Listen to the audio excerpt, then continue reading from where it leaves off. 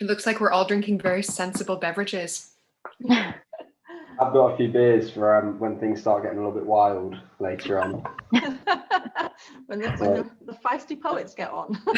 The after party on Snapchat. Yeah. I don't even have Snapchat, like that's how old I am. I can't get my head around Snapchat. And the thing is, it's not even Snapchat now, is it? It's TikTok. So like, I'm trying to be down with the kids. Yeah, TikTok. yeah. I was going to make a TikTok joke, but I don't know how it works. What actually? Yeah, I don't. Gosh, it's really confusing. I've got like loads of people messaging me saying we can't find the feed, but as far as I can see, it is on Facebook. Can you guys just check if it's on my page on Facebook? Yeah. Sorry, yeah. It is. Live on custom streaming service on here. Oh yeah, of course. Yeah, we've got hi Bon, William, Gemma. Yeah, hi. So everyone's. Oh, is it working? Okay. Yeah, that's cool. I just managed to get onto the Facebook and see that. It'll be a good minute or so behind, I would have thought. Yeah. I just tried to type in the link that's on the promo that you put out, Laura, and it's told me that the content's not available. Oh. On the written word spoken link. Yeah, you can go through the page. That's all we can do. So I think some people have found it, and we've got some audience. So we'll start. Hi, sorry if you've been sat watching us all mumbling and bumbling and not knowing what we're doing. We're all getting used to the technology as usual, like everybody is in these crazy times. So for those of you who don't know why we're here tonight, this is an awards evening. And it's going to be a fantastic night of poetry. We've got some brilliant live guest artists lined up for us. And I'm just checking my itinerary. So I'm going to tell you a little bit about what Project Hope is and how it began. So at the start of the pandemic that we're all in at the moment, I realized that everybody suddenly, because I am a wheelchair user, ta-da, snazzy wheels, and I realized that all of a sudden everybody knew what it felt like to be stuck at home and not able to get out and about, and not independent, very dependent on other people, and your decisions were taken out of your hands. So everybody suddenly knew how that felt, and the world responded. So the whole country just suddenly became very accessible.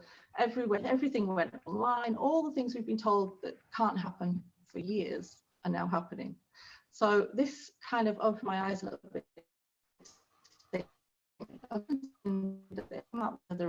Everybody keeps saying, we'll go back to normal soon. When we go back to normal, what happens? What happens to those of us who've been saying, well, actually, we know we can do this now? So that was where this kind of sprung from, this Project Hub. Where do we think this is going to go? And to start with, I have no idea really. I think the scope of it is limitless, and we could end up, really reaching people in the homes with the arts, particularly with spoken word, because that's my thing, because I talk a lot. I use a lot of words. But I'm starting with that. I want to bring spoken word into the homes. So I think we're starting with having, the project will be a regular open mic night or a poetry night with guest artists. And from there, we're going to look at different ways of bringing technology to people who haven't got technology, because there's lots of different reasons why people are stuck in their houses or can't get to things.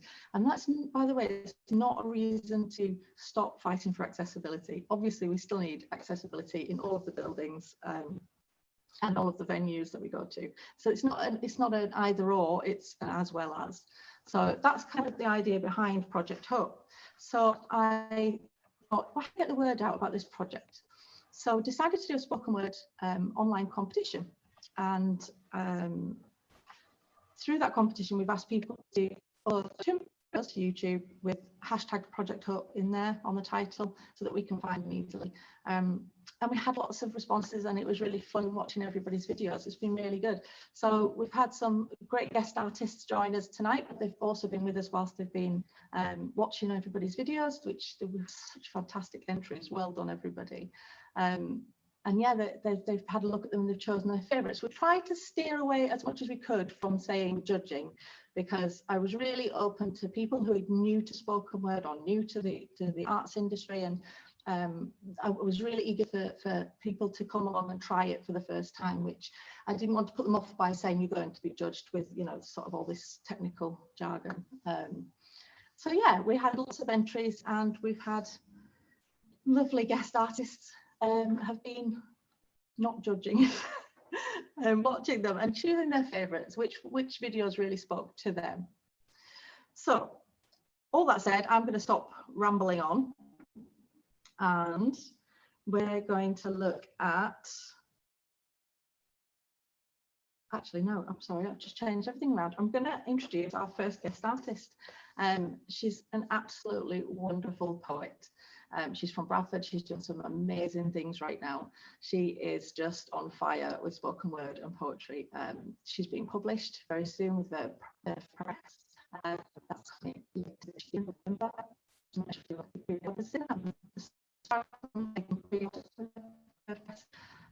So yeah, I'd like to welcome Shireen Ali Sati. Hi everybody. Still getting used to the Zooming thing, so it's kind of like awkward, but it's really great to be here today with everybody. And you know, the project's been amazing to be part of, and there's been so many different entries that I've just been like, wow. So many touched my heart. I think a lot would speak out to many. Yeah, so thank you, Laura, for letting me be part of this project, and for everybody's entries. It's been amazing watching them. I'm going to share, I've got 6 poems, hopefully not too long, and they're all about different pieces, different things in life that's happening now and that's been happening in lockdown. The first one is called Tell Me, and it's about what's been going on with the Black Lives Matter and racism in general. Tell me, was everyone sleeping before that they chose to ignore what was happening?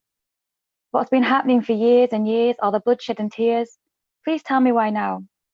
Have you grown a conscience for what was so comfortable for you to ignore? That racist slur, that turning of the head, that word you know is not right, but you still continue to spread, like butter slipping off your tongue, dripping its disease, spreading like seed in the ears of our young. Tell me why now. Does alarm bells ring in your ears that you didn't hear before? I tell you why. Society has conformed to the new norm, and if it doesn't affect you, you are immune. Because you don't consume the slander, the pain, the abuse, the ignorance. It's never gone away, just the silence has advanced. Those who will never know how living is to adapt to any circumstance.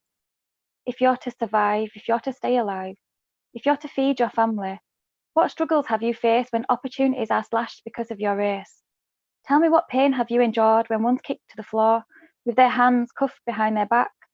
No broken law created, just pulled for being Asian or black. So tell me. Thank you. That was my first piece. My second one is called Behind the Glass, and I wrote this in the beginning of lockdown and how I was kind of stressing about wanting to go out, but I couldn't. Behind the glass. I'm missing my routine, watching spring flourish. Watching the trees blossom, leaves green. I'm missing my link to nature. Running free in the outdoors is my therapy. It's what I need to complete me. I love breathing in the air free from toxins as I'm running, panting, gasping to breathe. All negativity, all the stress starts to leave. I miss the swans squawking, threatening me with their stare. Them not quite understanding why I'm actually there, but them wanting me to acknowledge that this is their peace. As much as it's my own stress release, I'm appreciating the things that were always hidden in between. My own silence and my own busy routine. The beauty in the things I failed to see, because I was too lost in myself, too lost in me. I couldn't absorb things properly. So now, amongst the fear I sometimes feel, I'm holding it together and keeping it real. Laughing out loud, I've not laughed this much. Keeping at a distance, but spreading love that reaches all beyond the touch. I'm soaking in the sunshine from behind the glass, craving to listen to the whispers of the grass, to its silence, to walk under the clear blue sky. I want to stand where the rays of the sun lies. I miss my taste of spring, and I sometimes feel like I'm suffocating, but I'm trying to make sense of what I don't understand, making most of these days unplanned. Whilst we stay indoors, we heal our land. So here through my glass window is where I'll stand. Thank you. My next poem is called Let's Be the Change, and it was a poem I wrote as part of the mental health summit in Leeds that I was part of. And I was asked to come along and observe what was going on in a room full of like health officials, which were really strange. So I created this piece about monitoring them, and it's called Let's Be the Change. Language connects us all, and it starts with human communication, deep conversations and connecting organisations. It starts with words and expression, and how first-time impressions are so important, how listening is the key to changing the past and recreating a new mental health legacy. It starts with empathy, the first source of connection, of building relationships and new directions, making a difference, not just a new system. It's time to listen and find solutions, a new evolution, planting the seeds of new beginnings, being that first point of contact when people are drowning, not swimming, trying to reach the shore, not falling, nor sinking or feeling ignored. Mental health is an illness, an invisible sickness of the mind, body, and soul. When you as a person are not fully in control of how you feel, and any cry for help is a cry to heal. It's these long waited lists, waiting times to be assessed, that delayed appointment leads to crisis. It's about branching all the roots and linking networks together, so the trees you create can withstand any change in the weather. Seasons change just like our mental well-being, and mental health is not all-seeing. Recovery takes time when trying to heal the mind. It starts with simplifying points of contact and making services easy to find. It starts with people seen as people, human interaction, not clinical, seen as visible, people being recognised as a priority and looked beyond an image visually, being heard. It starts with practitioners keeping their word, not repeating same old patterns. Let's not let that happen. And in this room is where it starts, using your knowledge and experience, but thinking with your heart. Today is where change starts. Thank you. And just got a couple more, 3 more poems, and the next one is called Nothing Lasts, and it's another poem I wrote in lockdown. So I'm appreciating right now, not focusing on when or how life will resume. I'm just limiting the time I consume on my daily newsfeed. Not that I ever believe what I read. That fear wants to change my DNA, block my lungs with mucus and suppress my airway. I'm trying to live life my way. I go to sleep early hours of the morning, awaiting a new day dawning. Even though the passing of yesterday was just a few hours away, I'm alive and I'm breathing, and still believing that better days will arrive. In its silence I thrive. Hibernation has always been good to me, but it kind of reminds me of the caged me, the person I fought to be free. It gets me craving noise, something to disperse my tranquility. It gets me yearning to live beyond these walls of brick and stone, explore beyond the horizon and sail out into the unknown. I want to stand amongst the clouds and fill my soul with each breath. I want to release what I let control me. I want to release my anxiety and dance in the rain. As the droplets drench my body, I set free that pain, because right now everything has changed, and I'm rewriting my own fate, changing dates and erasing everything without meaning, using this time for healing, for building relationships with myself, not letting this lockdown mess with my health. We are still living on borrowed time, finally taking control of what I can with this life of mine, embracing the slow pace of time, appreciating now, because nothing lasts. Thank you. And I've got 2 more poems, and my next poem is called Cry. And I wrote this poem because sometimes we need to cry. And when you do cry, I find that people are very quick to suppress your tears. And I feel like it's, when we cry, it's a natural outlet for us to cry, and we should just let them flow. So it's called Cry. Cry if you need to cry. Let it all out. Let it stream like a river, pour like an ocean and swirl like a sea. Let it form a tsunami. Let it free you from that destruction that caused your emotions to stir. Let your tears form its own storm so that pain can never reoccur. In that downpour, We are told when crying to stop crying. Stop amplifying your pain. Suppress it. Suppress it. Drown in your puddles that your tears have created in the rain. Suppressing them tears will release later down the years and cause a tsunami to strike again. So cry if you need to cry. Let free that pain. Let them tears fall. There is no shame. In them glass droplets that fall from your eyes, cry. Like a phoenix, you will rise from the very tears that fall from your eyes. Never suppress what naturally flows. Cry, and if crying allows that chapter to close, then cry. That waterfall is tomorrow's ocean. Set free that emotion. It's okay to cry. Thank you. And my last poem is just one that I think we should all be doing. And sometimes, like with me, I've suffered from anxiety, and it's just something that you need to do. You just need to breathe, just pause and just breathe. And this poem's called Breathe. Inhale the air into your lungs and just breathe. Take a deep breath in as you start to receive the oxygen that circulates your lungs and regulates your heart. As it flows into your bloodstream and creates wild art, just breathe and allow the toxins to leave. Allow them to flow like water dispersed into the sea. Release that negative energy. Just breathe.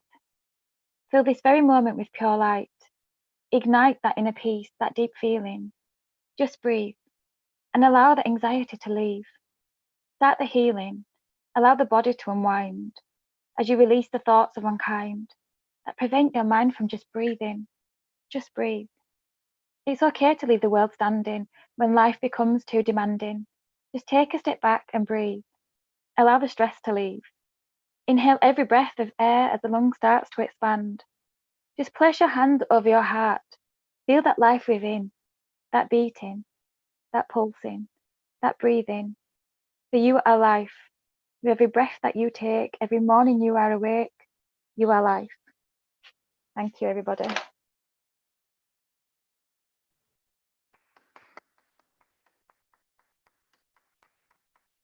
Well done, Sharina. That was really beautiful. Thank you. Wow, what a start. Well done, Sharina. Really, really good. I can't wait until your book's out in November. It's going to be fantastic. So, moving swiftly on, we're going to ask Sharina if she would like to just announce our first runner-up. So this is 4th place in our spoken word video competition. If you weren't here earlier, it was a competition that we ran throughout the lockdown time with the theme of hope. It didn't have to be a theme of hope, but that was the general. And so I'll hand over to Sharina again, and if you'd like to just tell us who's in 4th place and the name of the poem, that would be great. Thanks, Sharina.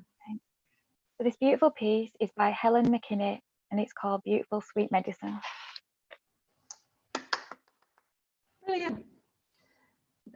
Oh, I've lost the YouTube feed. Oh, we're doing great tonight, aren't we? Just bear with me a second and we'll get that back up.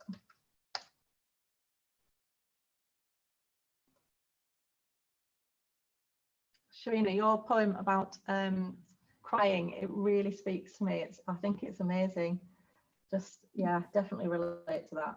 I'm a crier. I cry at the drop of a hat everywhere I go, and people seem to rush to stop me, and it's fine. It's really fine. I just think that, you know, sometimes you just need to have a good cry. Definitely. I'm so sorry, guys. Thanks for your patience.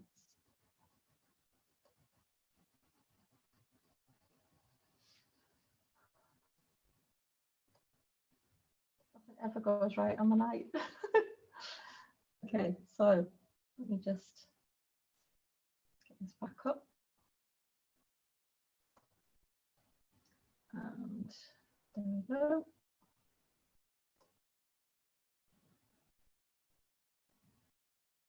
Okay.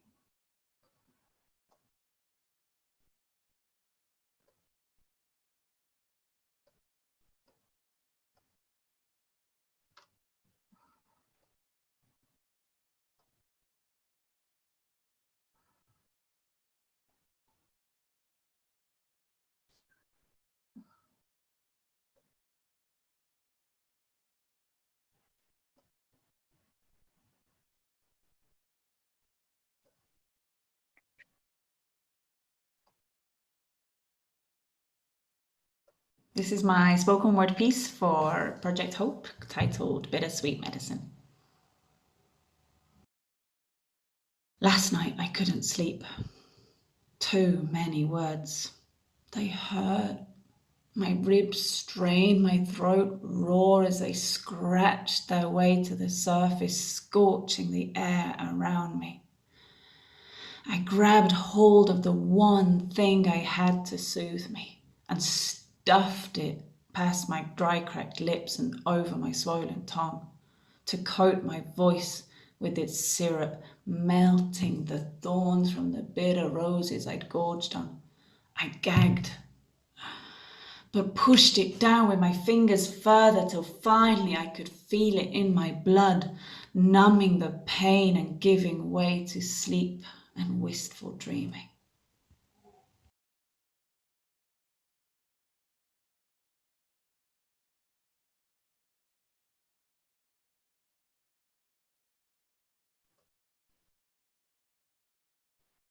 Let's just, if I ask you guys just to all unmute, that'd be great.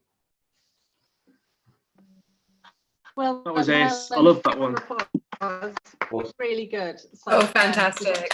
£10 book voucher coming to you in the post, or it might be email e-voucher, I think, but I'll be in touch with you anyway. So well done again. It's a really good poem. Really enjoyed that. So we're going to move on now to another one of our guest artists. And I think guest artists, I think it would be good if when we get to the end of an artist set, if we unmute and just then we can give them a round of applause, because I hate this not clapping thing. It's awful, isn't it? It's really awful when you finish reading and then there's just nothing. So yeah, I think we do that. But moving on, our next poet is, well, he's just very well known. I think all of our guest artists know him anyway. Oops, I lost my screen again. I'm so rubbish at this. I wish that Zoom was the only excuse I had for no applause after a poem, to be honest. Oh yeah, I'm sure you've never had anybody not applause, Matt, I'm sure. I definitely have. That's another video from something. So sorry. Gosh. Okay. So now we have, we'll do it properly this time. We have a fantastic poet. He's the founder of the spoken word record label Nibs and Thugs in 2015. He had 5-star reviews at Edinburgh Fringe Festival in 2017 and the UK tour in 2018. He's the author of Two Little Ducks, published by Verve Poetry Press in 2018. And he's got a debut children's storybook collection, not storybook, sorry, children's poetry book collection, A Hurricane in My Head, published by Bloomsbury in 2019. You might also recognize him from the Nationwide adverts because he's written a few commissions there as well. Not me. Wasn't me. I'll leave you to that. Thank you very much. Cheers. Right, so I'm going to start off with a couple of poems. I've been thinking a lot about isolation and sort of social isolation. And obviously, I love the point that you made at the start, Laura, when you were talking about how suddenly people are experiencing what it might be like for a wheelchair user. Now, that's not something that I've experienced, but there are other reasons, obviously, that people might be in social isolation. So I'm going to read a couple of poems that sort of touch on that and then move on. Okay. A pastel-coloured tower block, the nasty edge of town, interrupts the sunrise with a 15-story frown. The paint jobs look like piss stains. The grass is pasty brown. The council dropped the bollock, but will never pull it down.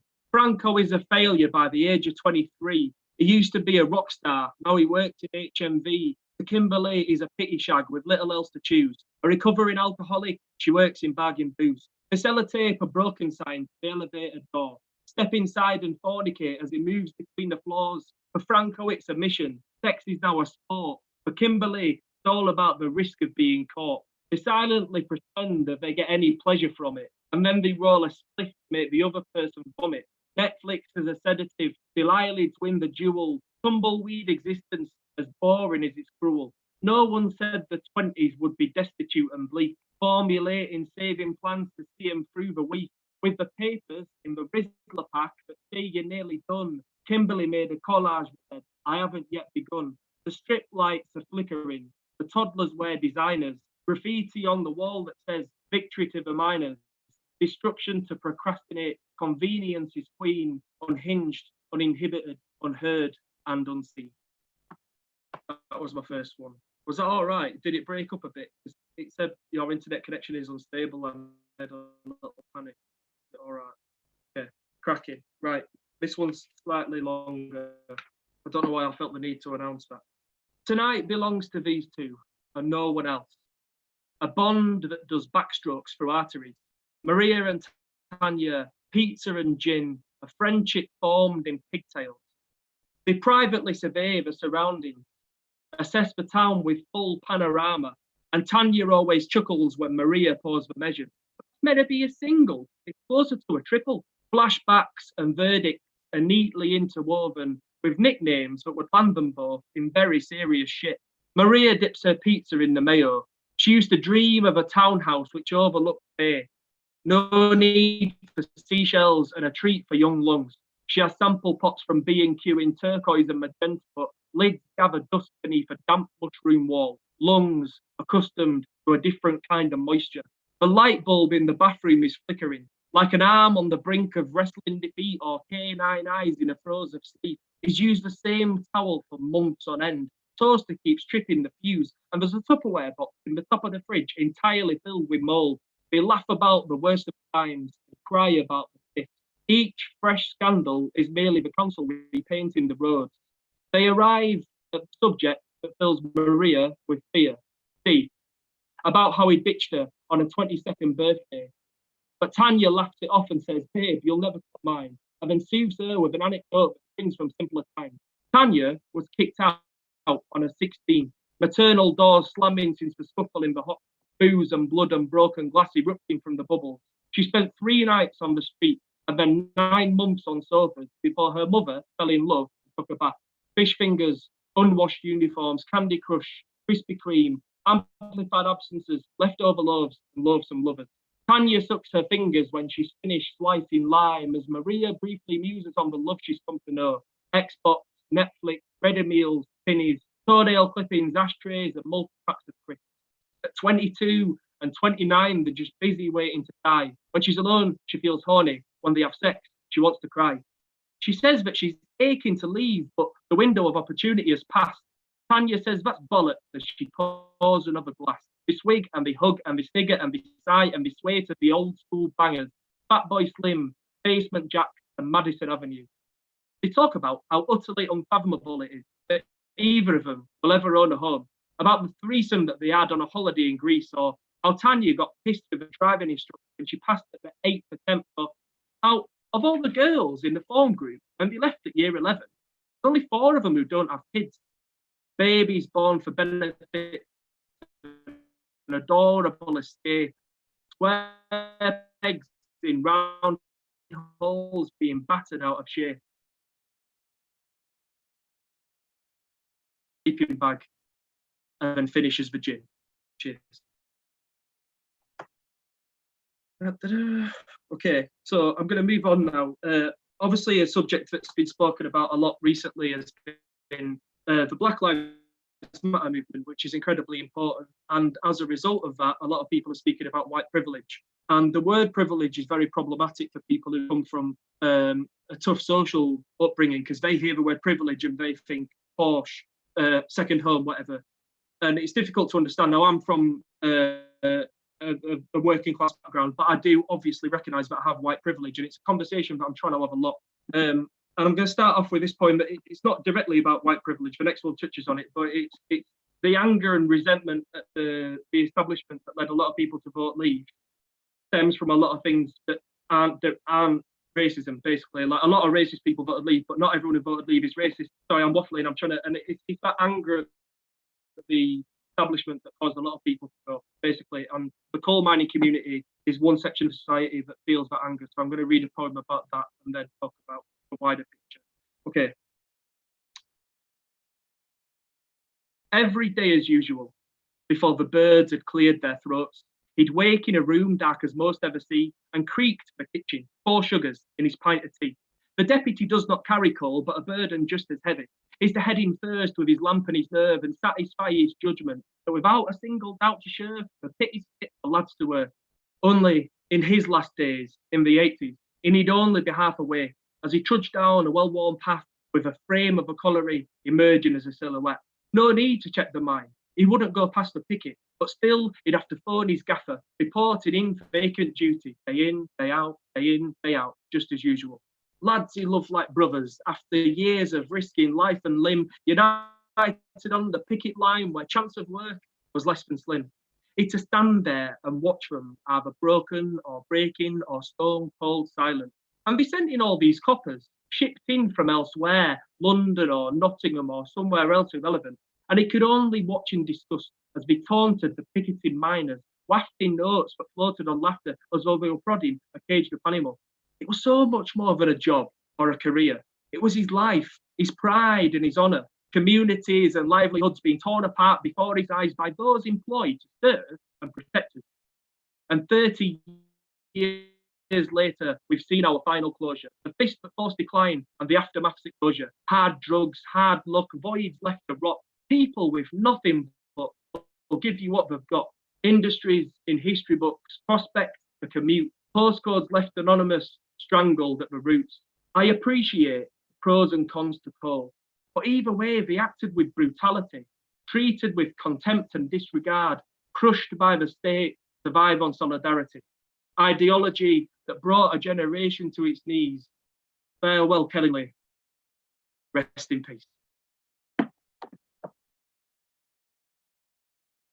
Thank you. So that's part of a strand where I'm trying to explore the working class leave vote, and it led me to talk about this thing here, because part of white privilege is not realising how different people react to this flag, and indeed that part of being English as well, because obviously, you know, white people in Scotland, Ireland, Wales, it's not just a non-white thing, but lots of people see this flag and have lots of different reactions. So I'm going to do a poem about this, and I have got this flag for the sake of the for this poem, didn't already own it, just making that clear. Yeah.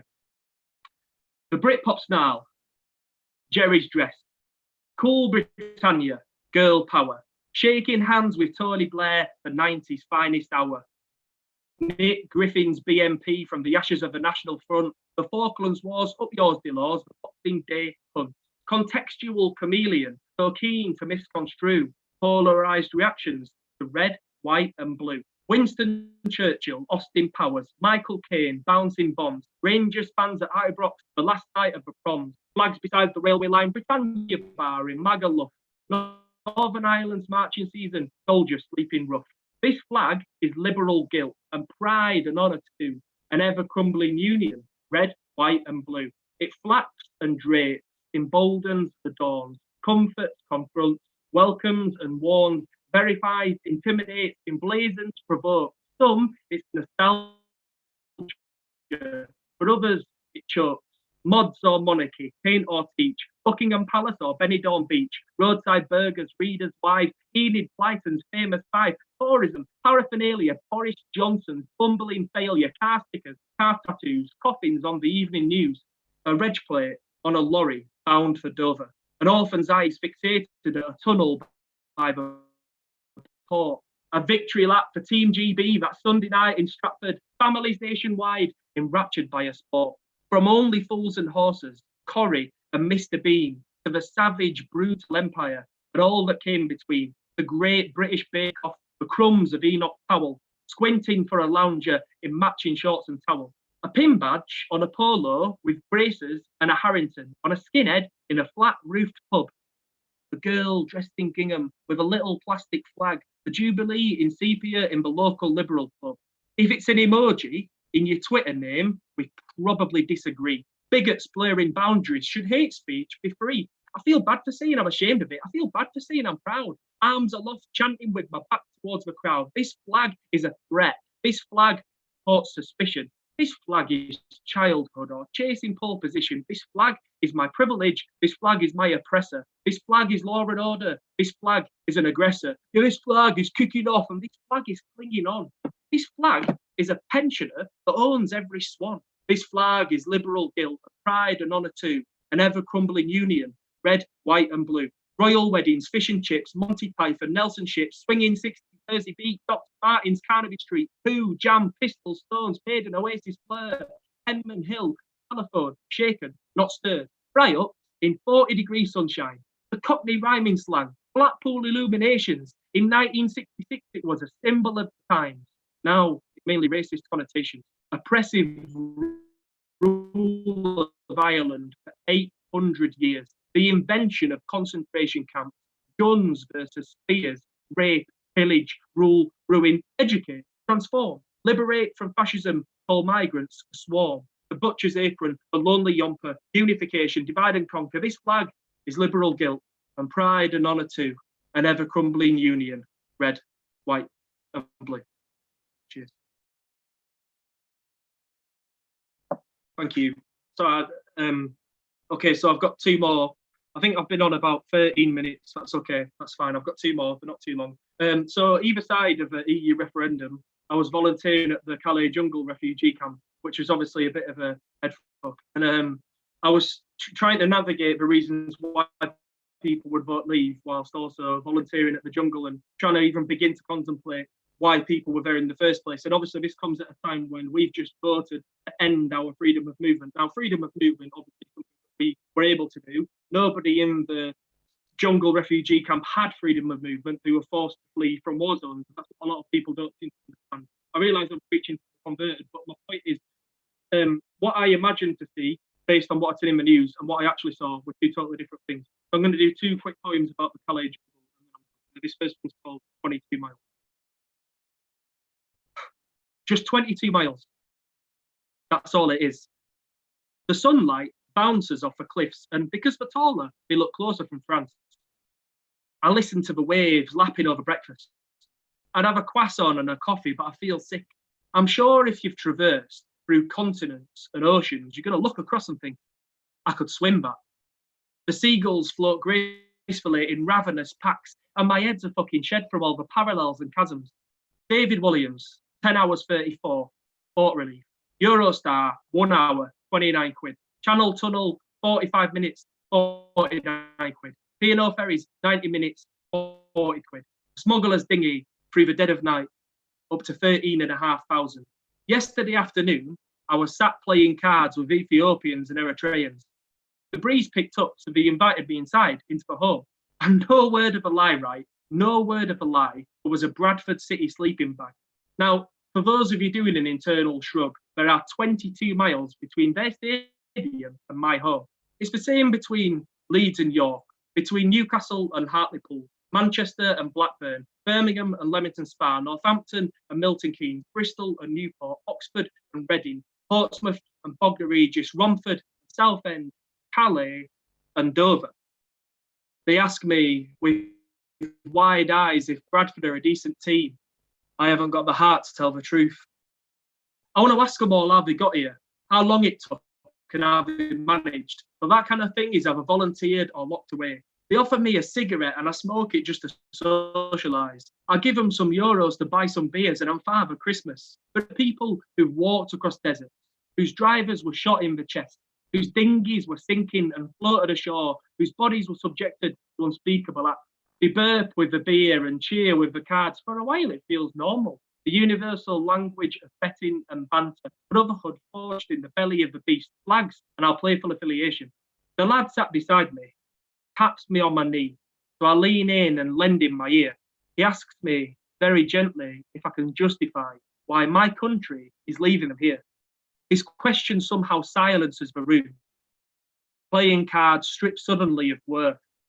He's not asking me as a journalist or a lawyer, just a fellow human being on this earth.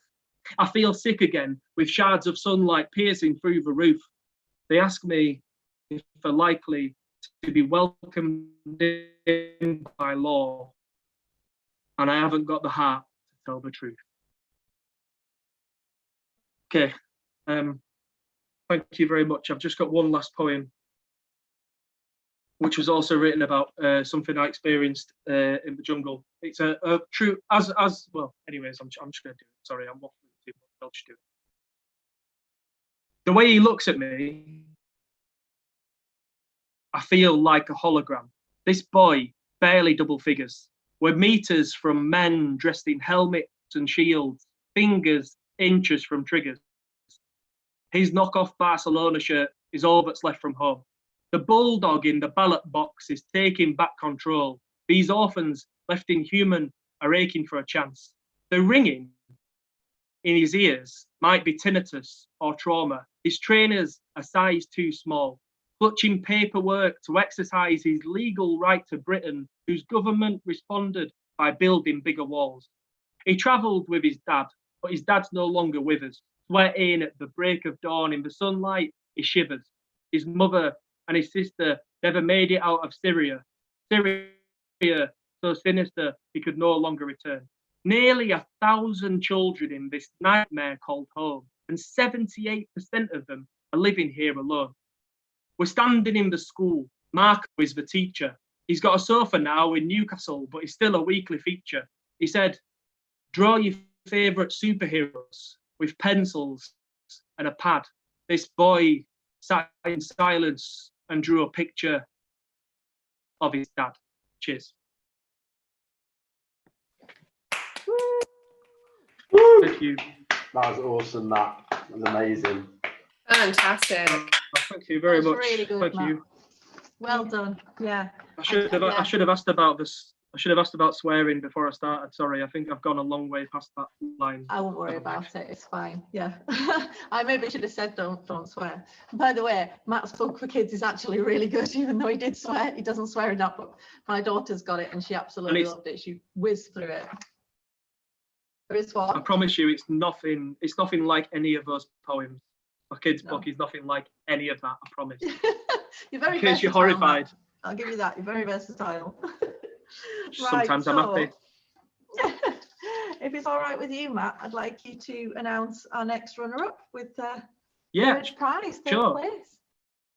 Absolutely. So in third place is Julie Easley with her poem Single Woman, which is wonderful. Yay.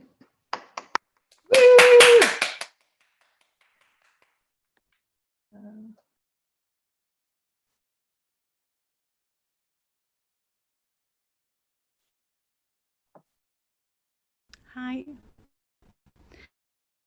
I'm Julie Easley.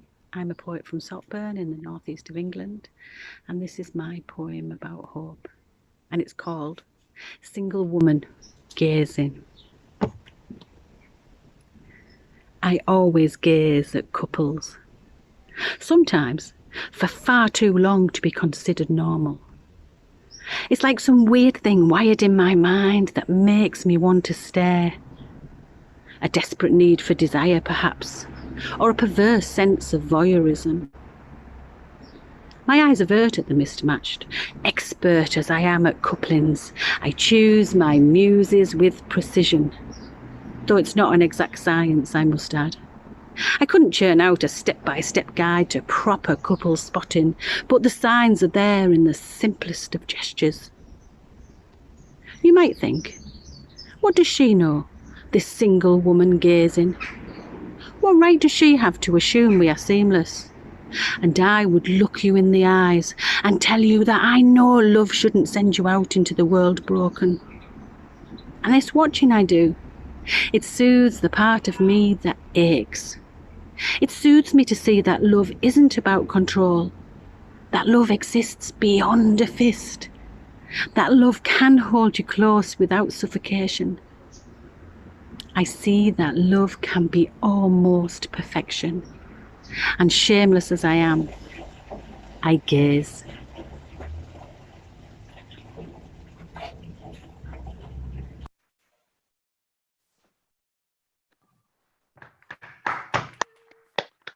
Awesome poem. Well done, Yeah. Julie.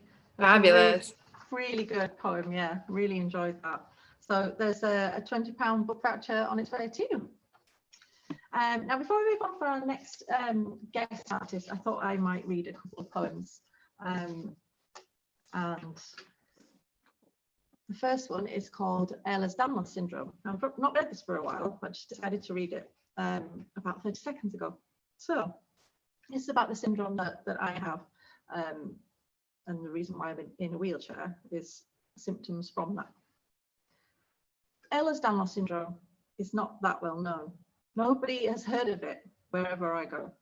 And on the odd occasion when somebody has, they usually declare, you don't look like you've got that. Because there's 13 subtypes of EDS. Mine is the hypermobility type. There's a support group with a zebra mascot with stripes. Because doctors are taught in medical school that when they hear the sound of hooves, they think to restrict horses, not zebras. Look for the pattern, not the unusual. Each subtype has different issues, but we all have something in common, connective tissues. Doctors are cautious of labeling children, but I was already labeled back then. I was clumsy, lazy, and dramatic. So if only they had spotted the symptomatic, for I sure had symptoms to classify, and had they spotted them, I'd have had no reason to ask why. Why do I fall over so often? Why am I so clumsy? Why am I always in pain? Why, again and again? Why do I bruise and bleed so easily? Why, when I bend, is there a click in my knee? Why do my elbows bend the wrong way? Just for effect. Why does it hurt in my phalanges? That's the bones in your fingers and your toes. Why are my feet so wide, with bobbly lumps on the heels and the sides? These were my childhood questions when I had no answer to quench them. But now, as an adult, there's more to add. My pelvic organs aren't where they were sat, and the prolapse is affecting my bodily actions, causing reactions in my stomach and bladder and bowel. It's like my body is thrown in the towel. It's pissed off now. Because nobody took it seriously, the migraines pulse dangerously, and the throat constricts simultaneously. And I wonder if one night I'll die in my sleep, and no one will understand the hand I was dealt. So when I do die, don't lay me to rest, but do your best to get my body to a medical school, so the doctors will learn about zebra hooves, and my legacy will be at least one doctor will have heard of me and of EDS hypermobility. Thank you. Thanks, guys. So we're going to move on to our next guest artist, who is, oh, sorry, still on YouTube. The lobby used to me by the end of the evening. Okay, so we're going to move on to our next guest artist, who is a fantastic poet from Hull. He's a two-time slam champion in Halifax and Hull. He's a founding member of the Young Poets Collective No Larking About. He's published 2 publications, Ghosts and Organics in a Vacuum. And he's also the co-host of an open mic night, Word Journeys with Under 30s. He's performed at festivals around the country. I'd like to introduce you to Nick Conroy. Thank you very much. Yeah, and thank you for having me on this project as well. It's really, really inspiring seeing stuff like this still go on when everybody's kind of busy and locked down and busy with the massive anxiety that I think we're all sort of feeling at the moment. And so in that vein, I'm going to start with some poems that I've written recently in lockdown, and they're a bit weird, and as it goes on, it's going to get less weird.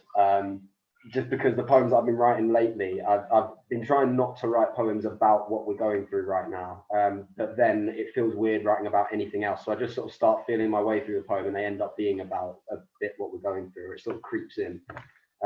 So the first couple are a little bit sort of what you might call soft surrealism, and then they get a little bit more normal. Yes, you can find a route to malice from the carrying muscles of most people's backs. I will turn over if you want to see, but know that this is not what I want for you. This is where the anger goes.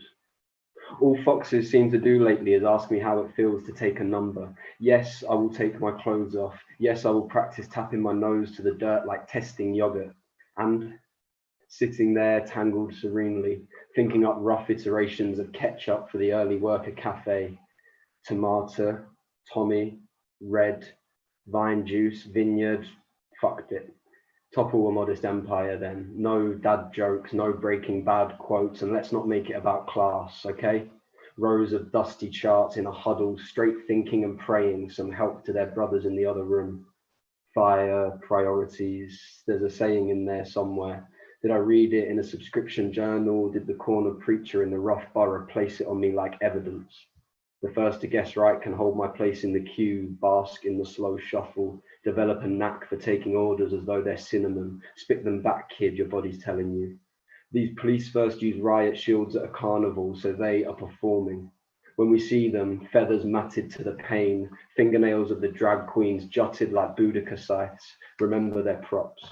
The bricks dropped all Amazon wish basket, card read today, I want real change. Flashbang on the grass over pesticides, hashtags on our backs for the first stone. Thank you.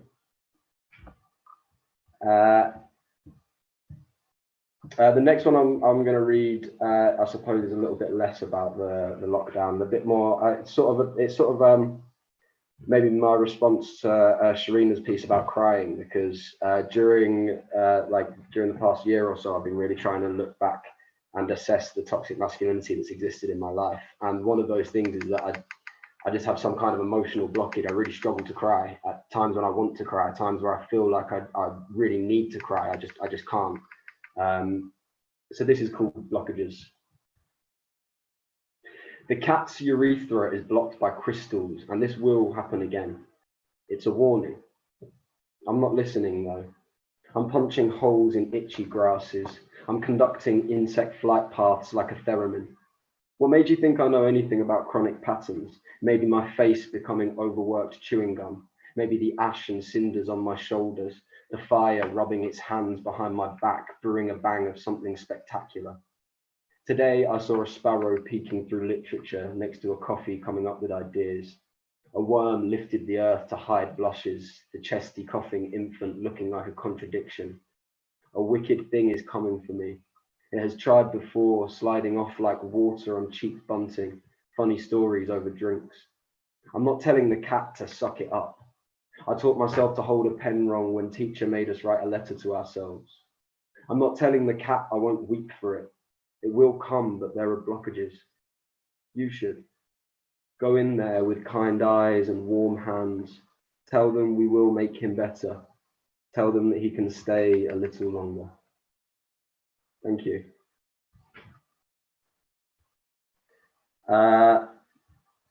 So the next one I'm going to do, I believe that was about.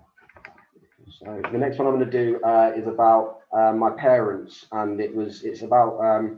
I've been thinking a lot about class and spaces of class, and I mean, my dad left school to become a bricklayer at 13 and pretty much provide for his family. But he built up his company into quite a good little empire. But so then he went from attaining lots and lots of wealth and kind of moving out of his class into losing like all of his money and returning back to the kind of circles that he used to go to. But I found it strange that when him and my mum would go to, say, the races and try and mingle with people of the same kind of income as them, he was always an other. He was always seen as like an outsider that can never be quite accepted, because they could see through his either poor education or his lack of taste and lack of culture, the things that become other defining parts of being working class apart from income. And so I found that quite strange, that they would kind of try to progress their income to be better and then end up being bottom of the ladder again. So this is called Animals Playing Poker. Evening. White right-angled porcelain. Handbag on the counter, wine in the kitchen. They rehearse a nerve for well-judged confidence, therefore status. Strange hats skelter on each of them. A boot-crushed sparrow nest. His a periscopic game of balance, hers in trust. This is what is done at the races. Ancient rituals of class. I ask you now to find another apex within the reach of hands still scabbed by brick dust. Yes, their car is capable of big gusts. Her watch is a selection box of gold and stoned teeth, delicate finger creeping over actual skull. Piece his suit, an Italian name he can't repeat, but the tailor said it was beautiful, like her, wrapped in plastic, stashed in the back of a packed-in estate, laboured over carpenters, as in she loved one, as in she dreamed of being a singer, so she learnt to listen, picked up good marks in school. Imagine a burning circus, in the hallways predators, lectures tentatively delivered, the trapeze rapidly smouldering. Do you see what I'm saying? Soon they will try to chortle with old money, In the kitchen, they fix their enormous hats like untrained astronauts fitting breathing apparatus. They step as though expecting low gravity, carefully. Imagine animals playing poker. Don't think of them as dogs in tuxedos. Reduction is an enabler. We see the first platform for displaying a nation's entire hierarchy, the races, labor and money. I wager the looks on their faces when the two of them in all pleasant graces wander into conversation, and silence falls, and eyes fall on them, and they open their mouths, and sweat gathers, and a soft vow unravels, and no one is buying it. Thank you. So I think I have time to quickly do, I'm gonna do 3 more if I think I've got time. Yeah, so this next one is just about a phone call I had with my mum, and it kind of circles back on a theme that if you've seen me do work before, you probably would have noticed that my dad's ill health often crops up as a bit of a theme. And this is a phone call I had from my mum at the start of this year, I believe. It's called During the Call. Mum called with balls of paper in her throat, a doctor's note containing dates, her diary trading plans like tearing sheets of cuticles clean off. Fireworks became thick schools of tuna exploding in front of my window. Were they celebrating this news to mock it or trying to console me? I hate bonfire night from this day, the way her voice slipped up over words it hadn't said out loud before in that order. They'll be putting in an ICD before Christmas. What's that, some kind of bomb? I asked. No, she said, more like a firework. Have you seen any tonight? My own heart has felt like heavy traffic lately. An empty candlestick takes up space in the corner of my room where I've been meaning to squeeze in some tall, meaningless life like an aspidistra. What the hell will become of all this? Schedules melting into blocks of numb coffee shakes and a whole burning parade of children collecting pennies they won't spend.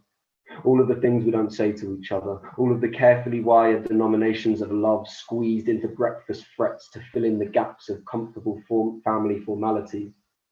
A firework inside a squashed chest, becoming larger, more deadly wet and distinct as oil, beneath the ocean, above a spark, like tectonic patterns of clogged sewage. Not a thing, I say to her softly, dry tissue escaping my mouth kindly, moments of light weeping fiercely all around me. Thank you. And then I'm going to finish on the only 2 that I could pull out that I would really say are hopeful, and they're not that hopeful. But it's an attempt. You may have seen me do them before, if I haven't lost them. Okay, so this first one I wrote for Hull. It kind of came after having lots of conversations with people where I'm from down in Kent, which is obviously quite a gentrified and wealthy area. And they didn't believe poverty existed in any parts of the UK. And so I was having lots of regular arguments with them, trying to explain that you just need to go to certain cities and step off the gentrified areas and you see the poverty. This is called The Docks. The docks are dry and malt rust, like jungle gyms, and all the top bars are missing. And playground games round here are like running bulldog on a welding bench, kiss chase in a waste bin, as hazard signal yellow as a raincoat caught on a barbed tooth fence when a kid tried to skip out of school. Arson targets can never last long here, but they're too quick to fall. These caravan carcasses the children flipped a coin for, tails carves the copper wall, the head stakes the doors. And they say that a penny dropped from the hollow factory packing floor wins wishes. But the kids wrap up pretty, and they play sacrifice their favourite toys, the cheapest ones. They ask for a free school lunch and a warehouse job before they ever have the chance to get in trouble. They burn rubble around the back of the nursery. The kids bottle up the stench in their big brother's bud jar and they sell it half a mile away, 600 steps, to the gentrified corner of the next estate over for the hipster novelty that poverty has become. And they say that kids aren't going hungry in this country. They'll come off the plush streets with the steel-gated drives and you'll see schools on their knees trying to keep their pupils alive and healthy enough to be more than they're expected to be. Troubled child at 5, but criminal at 20. And we say that we need to give them all that we can when they're young and they're blameless, but we erase the empathy when they're old enough to put a knife in their hands because they don't feel safe in their city. And the docks are dry and malt rust, like the angry kids kick up dust and graffiti tags so they can say they've left a mark, and they can try to get good grades, to get a career when they grow up, but the system's set to cripple them from the start, and the docks are all dried up. Round here, shops open and too quickly shut down, and the ones that hang around put their prices up to keep the poverty downtown, out of sight from the civilized and the upper middle class with their sports car exhaust that cut a cough will only hit the worst off of us the hardest. And this is becoming a reflection of every part of this country. The young are sleeping cold in the streets around the corner from where moguls meet for coffee, and industries are shutting up shop too quickly to offer lifelong jobs to any kids, and benefits don't make any struggle worth it. They're just drip fed with tiny mercies, while half the country still don't believe that rickets and scurvy have been returning to primary school since 2016. We put our lucky lives, like our phones, in front of our eyes to try and keep our minds away from it. We furnish our living on sinking ice just to try and say that we've made it, but this country's lost its fucking integrity. We've dug a middle-class sized grave for it and saved the space for most of us who have never had to pave the way for it, and still they have the nerve to say that poverty is a choice for those who have it. It's madness. These mental gymnastics we privileged can practice to try to demonize the habits caused by having nothing. And nothing begets nothing begets nothing. So if we don't help people, we can't expect them to produce something. Can we? The docks are all dried up now, and these car carcasses are cinders. Round here, the wind fetches piggy banks from windows and drops them from the hollow factory packing floor. 1,000 pennies for 2 simple thoughts. It's not cheating to help anyone who's poor, and if kids aren't eating, then we can do more. Thank you. I got time for one more. I got a stopwatch up to time it and then didn't press start, so completely ineffective. This one I wrote, I started writing this because I was sort of thinking a lot about, this is a little while ago, I was thinking a lot about how social media causes a lot of issues like attention span problems, just like distraction. And so I started writing it to be sort of like a slander on social media, and then it changed and I had to change the poem because I realized how powerful it can be as a platform and how that probably does outweigh some of the issues that are coming with it if it can be used properly. So this is aimed at Generation Z. I just about make it into the millennials, so I very much kind of like talk to Generation Z as though I'm not really close to them, but I sort of am. But yeah, this is aimed at them. It's called Generation Z. It's time to set the world to rights. Time to set the world alight.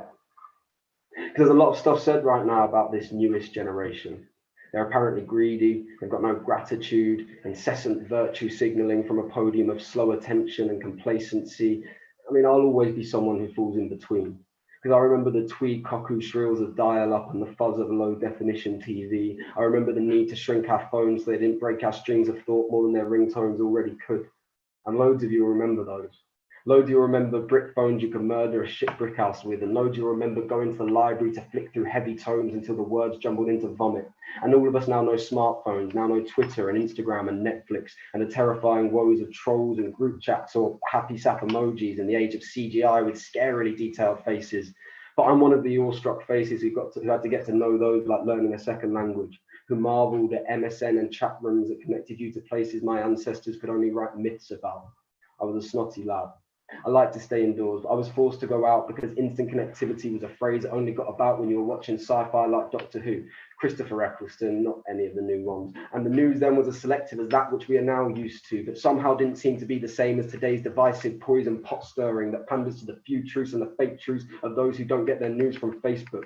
And call me superstitious, but I don't really trust those who worship the shadows between the skin and their clothes, who celebrate the hollow of their bones and flick their teeth at the different tones of humanity we've opened ourselves up to on this ever-shrinking globe. But I can't say I hate them. I worry I'm almost the same as them. I'm draped slack between walls that break homes in two, between the older none the wiser, and the fires in the bellies of the youths, culturally astute in their no patience mood for any kind of fear-mongering, low-tolerance groups. I'm part stick fights, part Pokemon Blue, part lab banter, part me too. I'm old enough to find some humor in offense and young enough to bury that with offenses that facilitators teeter on. But have I got something to tell you, younger ones? Have I got some news for you? You are completely world-shaping. You are a future generation that has been trodden on and preyed upon by a world that you were sold on when you were too young to even know what you were signing into. You are the pantheon we should all look up to, because once there were the punks, and once there was a civil rights movement, and once there were the suffragettes, and once there were true socialist humans, and every single one of them has donated blood to you. Every single one of them has passed a silent truth to you. See, normally a generation in a culture can be moved to lose a few that hold it back. A single slew of social principles that with no little anger will become our new cultural hymnals just to keep the world on track and keep society intact. But you Generation Zers, and a few of us millennials, within you, you have all injustices and shifting moral codes. All of it is everything you've ever known. Reminder vibrations on your hip, in your pockets. Those phones kids replaced their Tamagotchis with because taking care of each other was worth more to them than fake virtual credits. And by the way, a like isn't fake merit. A like is confirmation that you're not alone in what you said when you said it. And we may inundate ourselves with photos and videos on Reddit. We have to see through those and know that the enemy is trying to turn those tools of truth and justice against you. They're trying to placate you and train you to care for nothing but yourself and the free game apps you're supposed to pay into. They're trying to make you hate you. They're trying to make you ashamed to be you. But you're seeing through that, ain't you? Because this generation is the smartest generation that ever came through, and information is as much a part of your brain as the menial brain food you let Netflix spoon to you, while you show the same passion for delivering joy to people around you as the passion and deliverance of packages your Amazon-loving parents use. Stop. Look at the sun.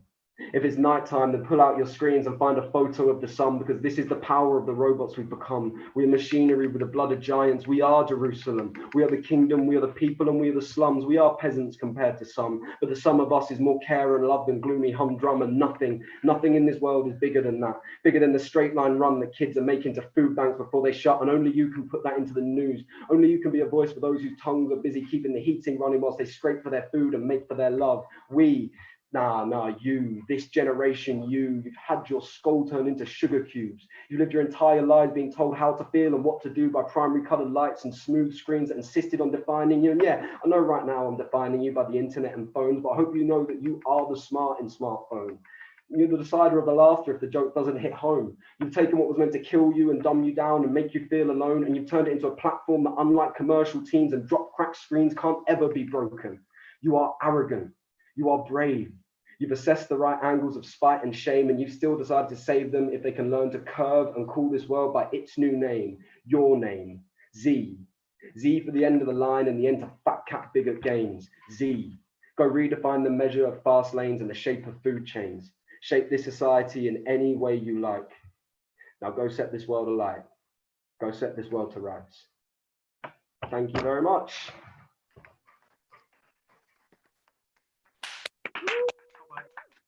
Thanks, guys. Hey! That was brilliant, Nick. Thank you so much. I think I've heard you do that last one before anyway, but just brilliant. Yeah. My 20-year-old son likes to call me a boomer. No idea what that means. But I think it's an insult. But and the way that you're giggling, I'm assuming you know what that means. I have no idea. Yeah, I mean it's slander, but I'm sure it's all in jest. I call him a snowflake in return, so it's all good. Right, I'm just going to hand back to you in a minute, Nick, just to have you announce who our next runner-up is in second place. Ooh, in second place already. So, yeah, go for it. Do that now? Yeah. Yeah, so second place we have Sonia Burns with her poem Don't Let Perfect Ruin the Good. Which is it's got the most amazing tone, this poem, and it's such a universal message. So I think it's important in a time like this. Yeah. Brilliant, thanks.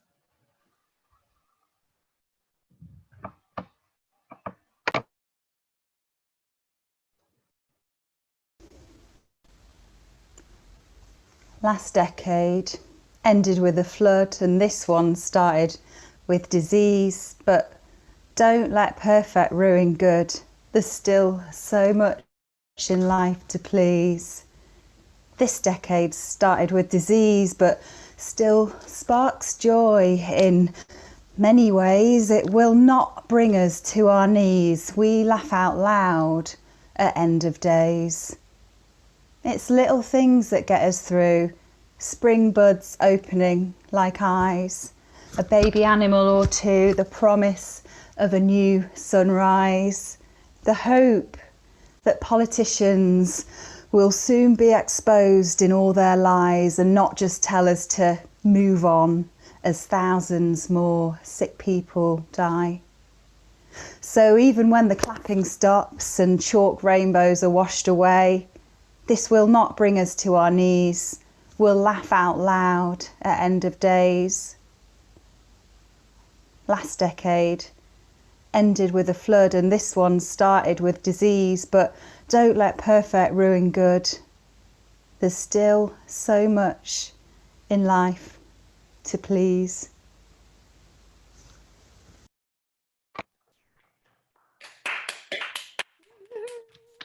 Brilliant message. Fabulous. Great refrain as well. Beautiful. Well done. That's really, really good, Sonia. So that's you're in second place. So you'll be also getting a book voucher coming your way. So before we move on to our next guest artist, I just thought I'd share another poem. And as Sonia just mentioned some politicians, I thought I'd just do that. Just one little politician one. So I've written this during lockdown, and it's called Boris New Leaf. Now, it was written when Boris got out of hospital. So obviously lots happened since then, but just, you know, it was written then. He's being discharged. He's getting well. Shout for joy, ring the bell. Everyone is relieved, but I'm not sure anymore what to believe. I wonder if Boris will #be kind, respect the NHS for saving his behind. Will he recruit all those nurses now? Or just add to the existing crowd whilst pulling the wool down over our eyes? We can see clearly now as he sighs at the size of the bill and the scandal that is inevitably coming his way. Will he consider now that perhaps we should back down and with a deep frown remove the Brexit crown that is too heavy for our heads? Will he consider now, as workers construct the new hospital beds, that this isn't luck, that there are more important matters now, and solidarity is needed in every village and town, and the country now needs to be united? Will he admit now that nobody won? Will he be the parent and accept he was wrong and move on? Because we need leadership or parenting or kinship. We need something to look to, someone to look to. We need someone who has learned from his journey and is willing to put politics aside. Will he improve education for our younger generations with extra resources and extra teachers? Churches that can't meet to hear their preachers, will he praise our bin men that come on Thursdays, or those that deliver the food takeaways? The care staff with no PPE, including those that have moved in to keep the residents safe. Only the brave. Those that place themselves in danger because early on, he said it's fine to shake hands with strangers. NHS staff denied a chance to be tested with a lack of PPE and not rested. Emotionally fraught with the fear of death and the inability to help the dying take breaths. Through damaged lungs, the COVID-19 song is sung. Tears rolled, hands were wrung.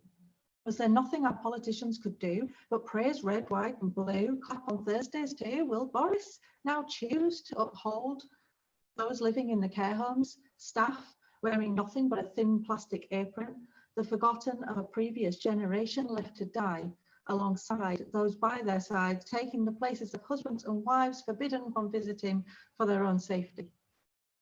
Will Boris continue to turn his cheek, or will he turn over a new leaf? This is his chance. Will he lead a merry dance celebratory of victory, or will he hang his head in shame and take the blame and accept that this was never a game, but we lost anyway, because nobody wins a war? Thank you. Hear, hear. So yeah, take what you will from that, because obviously we've moved on from there and things are yeah, not much better if worse. So I'm just going to read one more poem and then we'll introduce our next artist. And my next poem is because excuse me, because Nick talked a little bit about the class divide and things like that. I thought he'd do this one about a little girl who's living in poverty, because it does exist, despite what the Conservatives and other people will tell us. So this one's called The Invisible Girl. I wake in the night to a sound, a familiar sound that can be found, a whistle tracked down to the window frames that wobble in place, and I pray that they will stay and not one day fall from their place in the wall. And I wonder if the black furry monster mold that climbs these walls will swallow whole my room with me in it. I dream of a room that is pink, and I dare to think that one day I may have a room to myself, where my bed is my own, not one I've outgrown, but the right size bed, complete with a soft pillow to rest my head.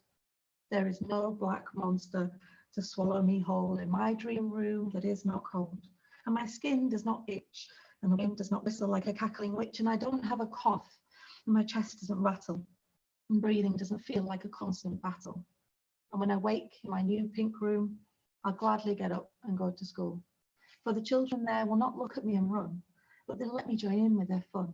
And the teacher doesn't have to give me her lunch, for I will have my own to munch, wrapped up in a beautiful pink sandwich box, and I'll skip in the playground in my pretty pink socks. People will see me and say, hello. People will greet me even ones I don't know. And I'll no longer be the invisible girl from an invisible world, where a black furry monster climbs the walls and the wind whistles through windows that threaten to fall, and I don't own a pair of socks at all. Thank you. Woo! Cheers, guys. Gorgeous, Sarah. Amazing.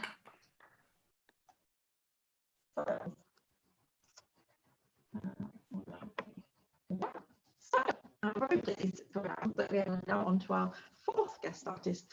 We do have a fifth guest artist who is going to be after this one, obviously, but it wasn't really announced very much. So we'll talk about her in a little bit.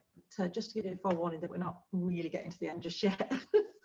So our next guest artist is, she's a wonderful spoken word performer. She's an award-winning Canadian spoken word artist, but she's based in the north of England. Why wouldn't everybody come to the north of England? She's a multiple slam champion and host of monthly spoken word night teller stories, Lawrence Batley Theatre. She's had a number of one-woman shows. The Geography of Me debuted at 2014 Edinburgh Fringe. How to Starve an Artist, where she won runner-up with that at Best Spoken Word Show at the Saboteur Awards. And her latest show, The Empathy Experiment, which has won Best Spoken Word Show 2019 at Greater Manchester Fringe Festival. And I think I'm right in saying that she's actually performing tomorrow with Bradford Literature Festival, but I'll let her confirm that with you.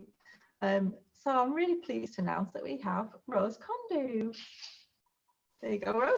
Take it away. Thank you. Thank you so much, Laura. What a treat it is to be part of this evening and part of this project as well. It's been just a joy to see the poetry coming through and to have this opportunity to celebrate hope. So yeah, I'm going to share some poems with you. Like Laura mentioned, I am from Canada. I'm from the prairies in Canada, in the center of the country. From originally right in the heart of the prairies, I grew up in a town called Virden, where among some of its notable features was that the drinking water was yellow. And I grew up thinking that water was supposed to taste a little bit gritty and like nails, and then moved to other places and realized that water has different tastes in the different places you go to. And I got quite fascinated about this as I traveled around to different places. And the different subtle flavors of water. And in fact, there's a rumor that I once heard that every cup of water that you drink from kitchen taps in your sink has already passed through 7 other bodies before you. 7. Only 7. I reckon it's got to be so many more. When you think of all the beings and bodies that have come before, think of how long we've been sharing this water for. It's not like some new water arrives from an orbital website, shipped direct overnight, ready to be pumped in at first light through my tap and into my kettle for my tea to flow through me for the very first time. No, the water that we've got is the water we've always had. Oh, the stories our water could tell us. I bet it would be glad to regale us with tales about the way it's shaped our spaces and places on Earth, about the countless times it's broken for birth. I bet it's also a bit mad, having been dammed up and jammed up and filtered and fouled up, forbidden to flow exactly where it wanted to go. I mean, look, forget the history books. These millions and billions of mysterious memory-filled molecules that flow through me and all of you hold within them the whole history of the world, the whole history of this big old lump of land on which we now stand. Of course, it must have had its source from which it first sprang forth. I've heard tell of a tale told by sages who swear it all started with this one creative lady out there, who one day found herself holding this big dry lump of land in her hands. And she looked at it and she thought, what am I going to do with what I now hold? And she decided to roll and mold it into a ball, thinking, well, I'm going to make this a place for all kinds of creatures and beings to grow and live. I'll press my thumb here and here to give it space for lakes, and I'll trace my fingers along here for fine flowing rivers, and I'll give her a bit of a squeeze to make room for oceans and seas. And by this point, that lump of land in her hands looked like a wadded up bundle of trash. And the sight of this made her laugh, thinking, what on earth have I just done? And she laughed so hard that tears upon tears began to run down her face and onto the lump in her hands, falling into the places she'd pressed into the land. Fresh and cool, her tears, they pooled for a moment and then trickled and gushed and surged and streamed, bringing life to this lump in blues and greens. Happy with her work and the water that she'd made flow, she stepped back, wished it well, and she let go. Thank you. So I was thinking about sharing that poem because we've had a bit of some words tonight about tears, and I think it's important to have that cleansing power of tears, and also to do what we can to take care of this place where we're living, and that's certainly been in our minds over the past few weeks. So I am from Canada, and I've traveled around quite a lot, and my wanderlust has been going crazy during lockdown. I travel around the UK quite a lot, partly just to visit friends and my sister in London, but partly just for work, and I'm looking forward to being able to do that again. And it got me thinking about an experience that I had taking the bus a while ago. I was stood waiting for the bus, and there was this old woman who stood drenched in the rain. Wet strands of her gray hair were pasted across her face. She braced herself against the dirty water that splashed from the careless cars that drove past. She grasped onto the arm of another old woman who was just as wet. Her face was set against the rain as they stood in the bus stop queue, along with a dozen others who, like me, were headed into town. The rain poured down, but I was bone dry, one of the lucky 5 who had arrived first and stood under the shelter at the front of the queue. The bus was due, and I looked at the time and then looked at this line that extended out beyond the shelter and into the rain, but acknowledged the order and time that each person had arrived at this stop. It was a systematic organization of rain-soaked bodies. Any disruption to this queue would have been unspeakably naughty. Each drenched person in line adhered to the unspoken queue rule that thou shalt not jump the bus stop queue, or else you shall face a deluge of dirty looks and an unbearable torrent of tuts. And yet I looked around and I noticed there was more than enough room under the shelter for everyone who was waiting. This unspoken rule, I thought, could use some debating. What if, I thought, I shouted down the queue, hello, look here, all of you. There's plenty of room under here where it's dry. Break free from the queue.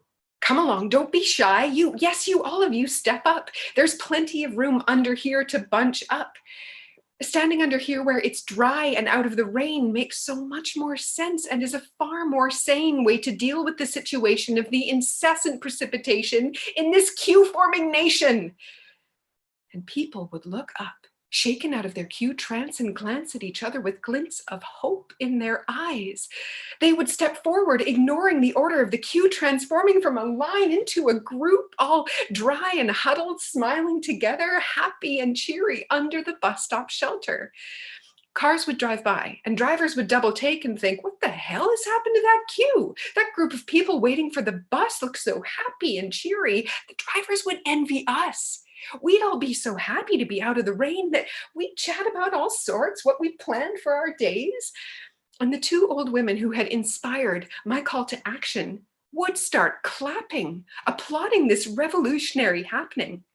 They would tell their friends, and word would spread fast, and news of this one simple noble act would ripple across the land and launch a tide of change. No more standing in the rain while waiting for the bus just because of silly queue rules. It's really too foolish to follow rules that don't make sense. The entire country would stop such nonsense. Everyone, everywhere would maximize the use of the bus shelter space, and maybe, just maybe, engage with each other face to face. I envisioned a queue revolution taking over the land. But then the guy in front of me extended his hand to beckon the oncoming bus to stop for all of us, so I quickly fished into my pocket for my bus fare, and there, in that moment, my revolutionary ideas were abandoned, and I boarded the bus in an orderly fashion. Thank you. So that poem is from a show called The Geography of Me that Laura mentioned, which was my first solo show. And that's going to be part of the Yorkshire Festival of Story in August, on the 14th of August. So that's free to book and you can check it out. It's captioned, so hopefully it'll be a bit more accessible for folks. And yeah, it'd be great if you can check that out. So I've been really amazed by writing that people have been doing in response to what's been going on, because personally, I have found that really difficult. For the first few weeks of lockdown, I felt an itch to write. It was like it was something I needed to extend out of my fingers, and I couldn't find the words. And it took me a while for images or words to arrive. And I kept getting this sense of like, what's it going to be like after? You know, this is a reset. This is a way for us to rethink things. And I had these ideas around like what it might be like post pandemic. So this is a new poem called "What It Will Be Like." Will it be like that time when I was a child?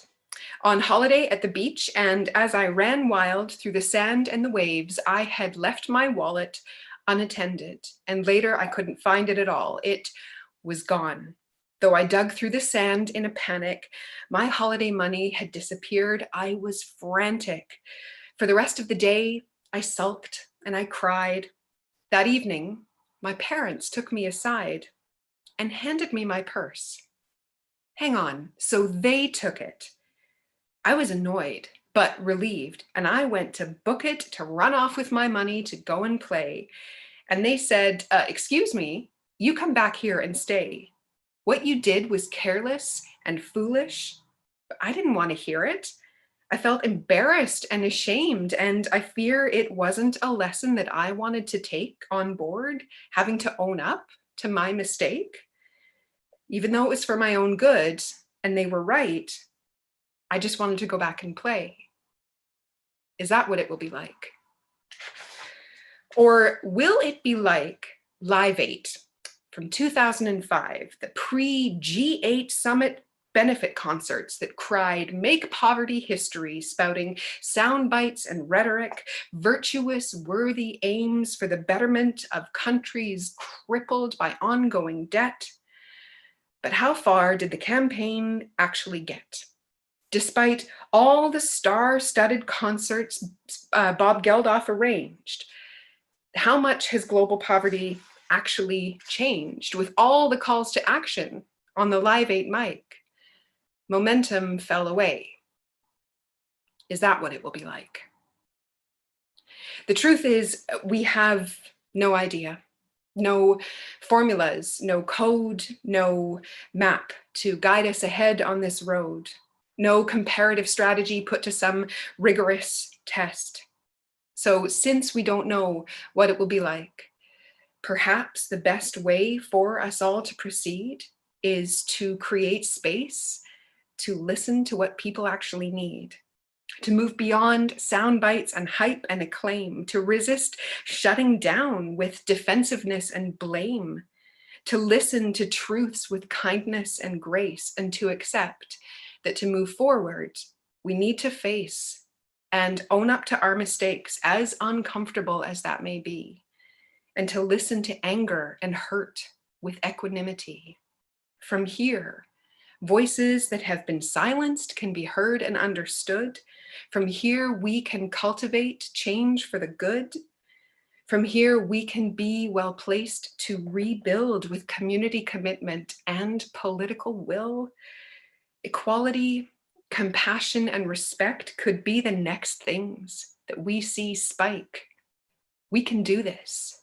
This could be what it will be like. Thank you. Cheers, guys. I have one more poem to share, but just a couple of shout outs. As Laura mentioned, tomorrow I am performing a show called The Empathy Experiment, which I developed last year and took up to the Edinburgh Fringe. And it is a show that it proposes the idea that if we all had one day each year where we all put away our mobile devices and paid more attention to what was going on around us, we could cultivate more empathy. It's an experiment, so the show is the kind of final hour of me having given up devices for 24 hours. And it'll be live on Zoom, which has taken some really interesting and creative tweaking. So I really hope if you're able to join tomorrow night at 6 o'clock, it's free to book. They've added extra seats, if that's what you do on a Zoom, to tomorrow night. So check out the Bradford Literature Festival website for that. I have my debut collection coming out at the end of this year as well with Flapjack Press, and it's going to be a collection of my 3 shows. So The Geography of Me, How to Starve an Artist, and The Empathy Experiment. So keep an eye out for that. It's called After the Storm. So yeah, November time it'll be out. So Sharina, you and I'll have books out at the same time. Hooray. And just again, a big thanks to Laura and to everybody who submitted videos. Like, what an absolute gift of words and ideas and creativity. It was amazing to watch everyone's contributions.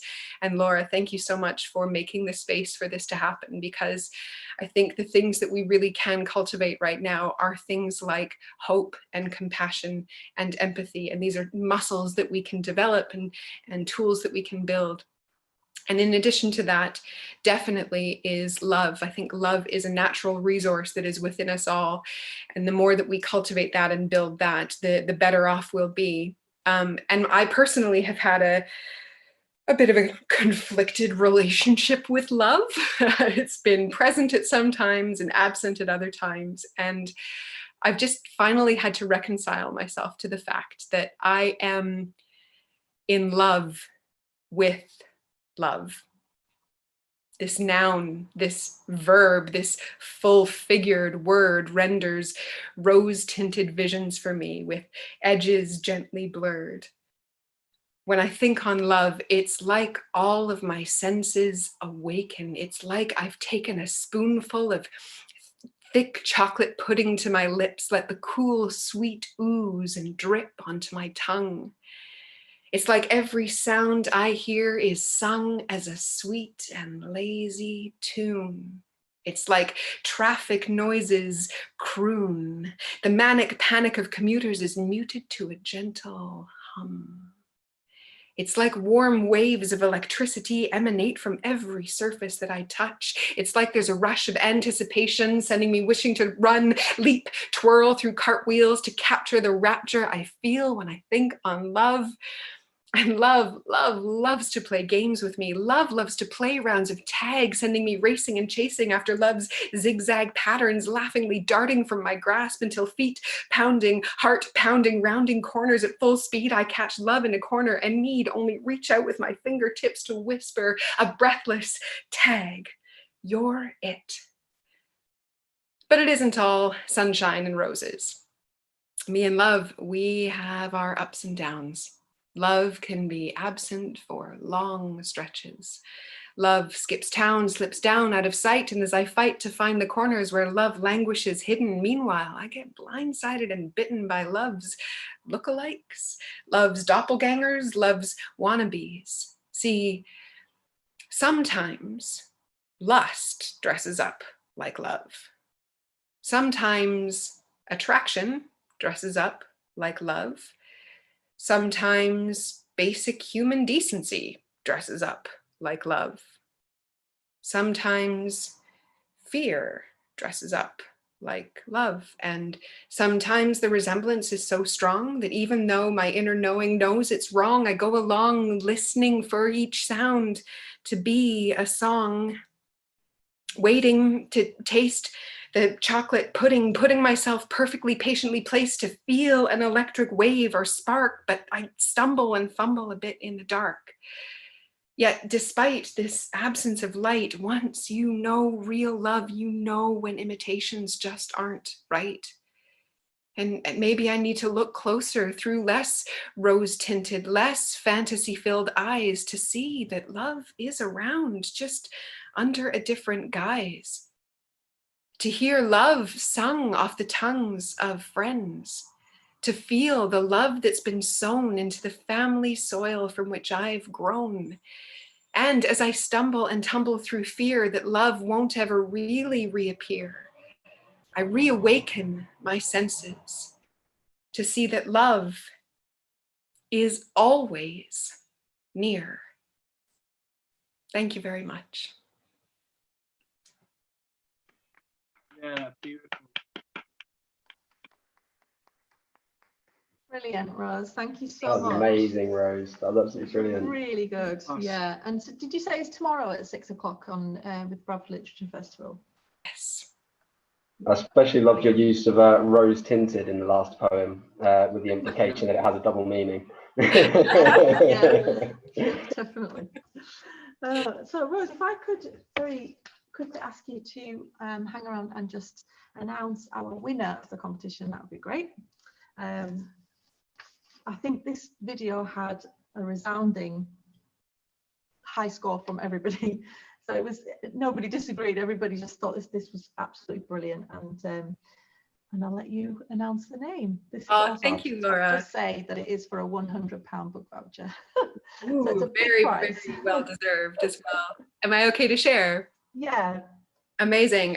Well, like I said, there were such amazing contributions to this, and I'm really, really delighted to announce the top prize going to Camille Macaulay for Whiskey Relief. Congratulations. Yay. Well done, Camille. Well done, Camille.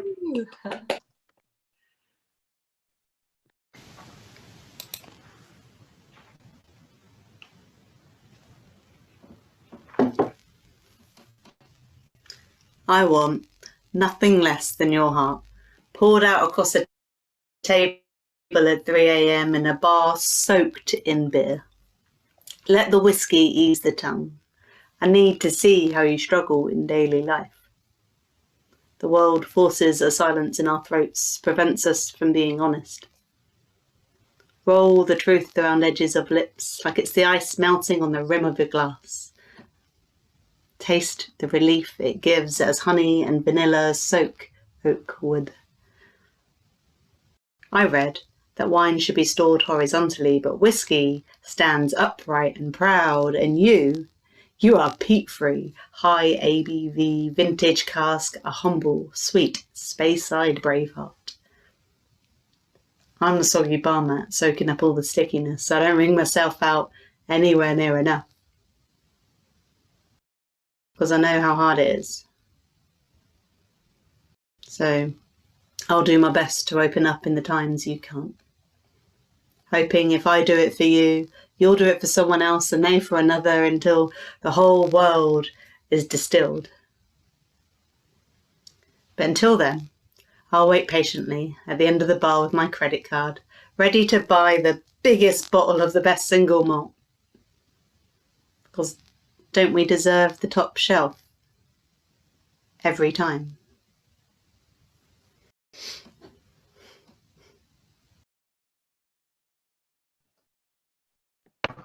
Well done, Camille. Very, Woo! Congratulations. so, very well deserved, and your voucher will be on its way to you shortly too.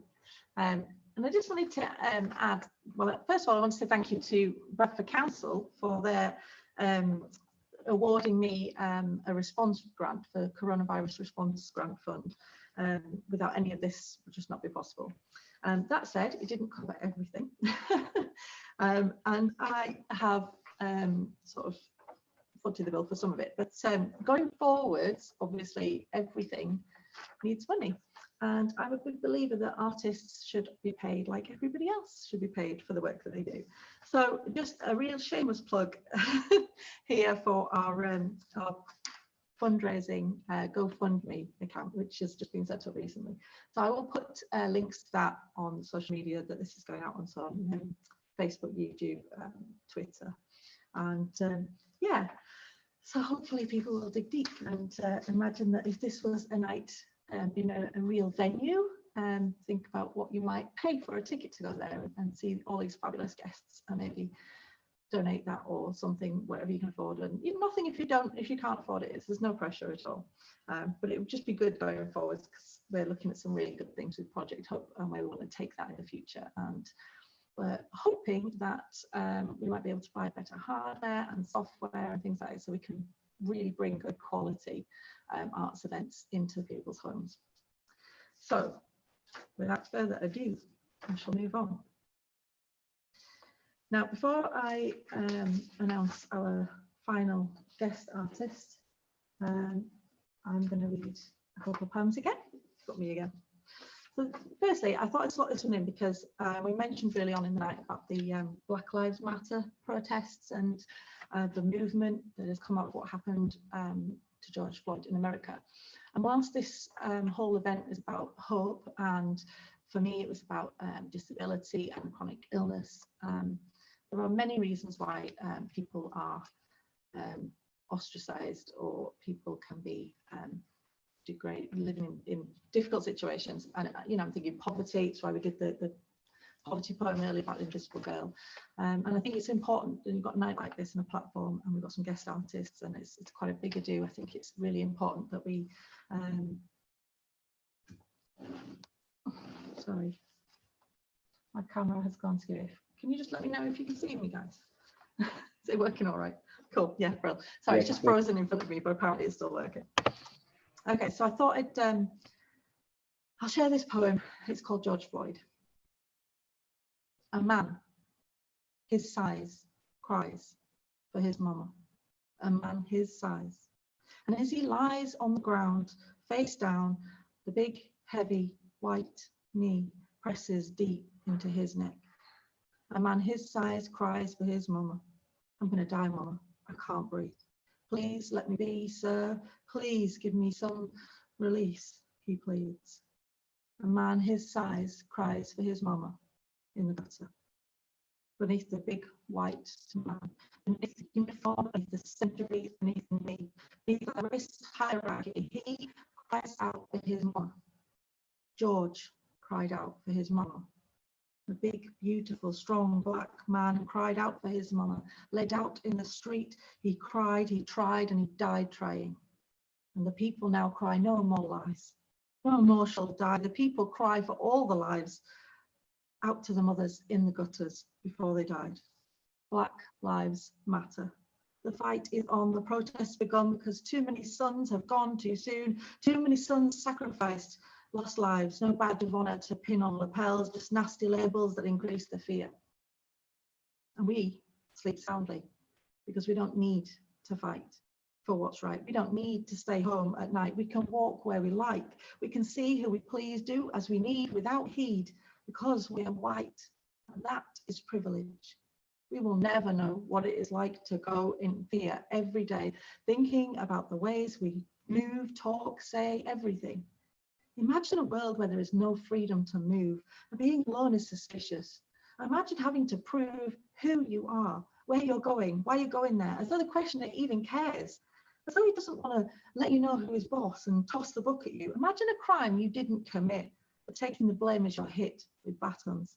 Imagine being hit with batons and being grateful you weren't shot. Imagine begging for your life in a parking lot. Imagine all things that just aren't right. We cannot imagine because we are white. Thank you.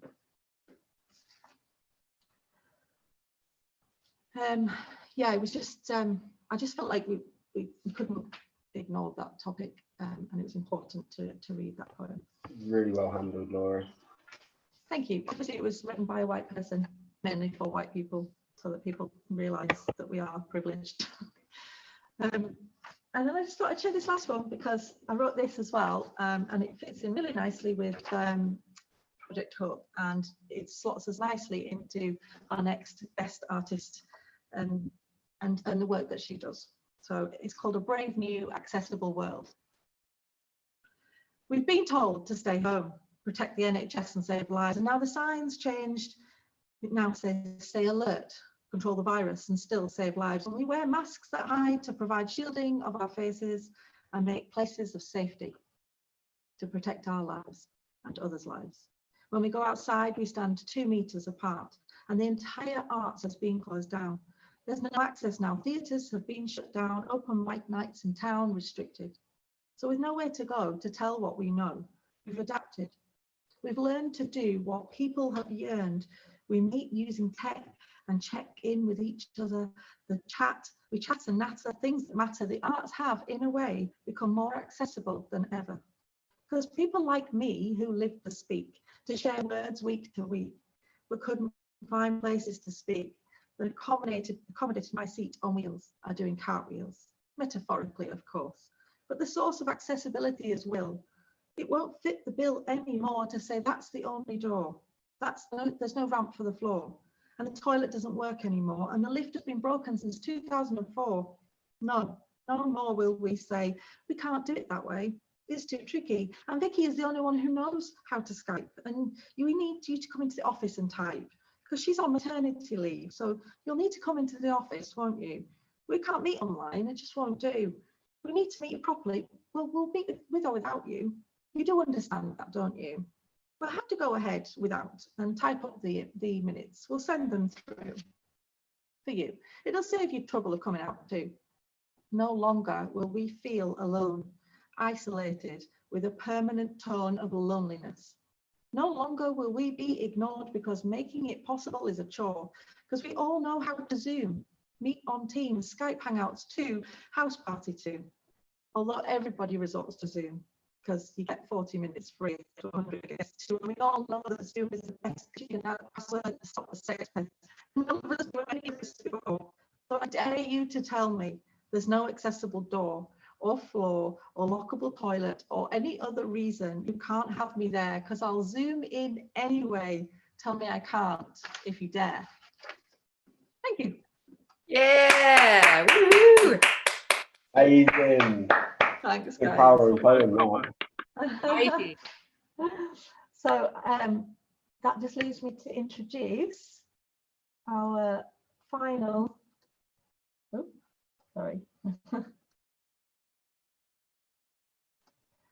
our final guest artist who has very kindly pre-recorded a set for us. So I'm just going to set that up. And hopefully it will work fine. Right, so I'll introduce, this is Lisette Wharton, and Lisette describes herself as a disabled activist and poet who does things with words. That's her explanation, but she's so much more than that. She's a Penguin Right Now mentee. She's a recipient of the Early Careers Residency for Literature at Cove Park. She's on the TSS publishing list of best British and Irish flash fiction, and she does use her platform as a performer, writer and theatre maker to make the invisible visible. So please give a warm welcome to Lisette Wharton.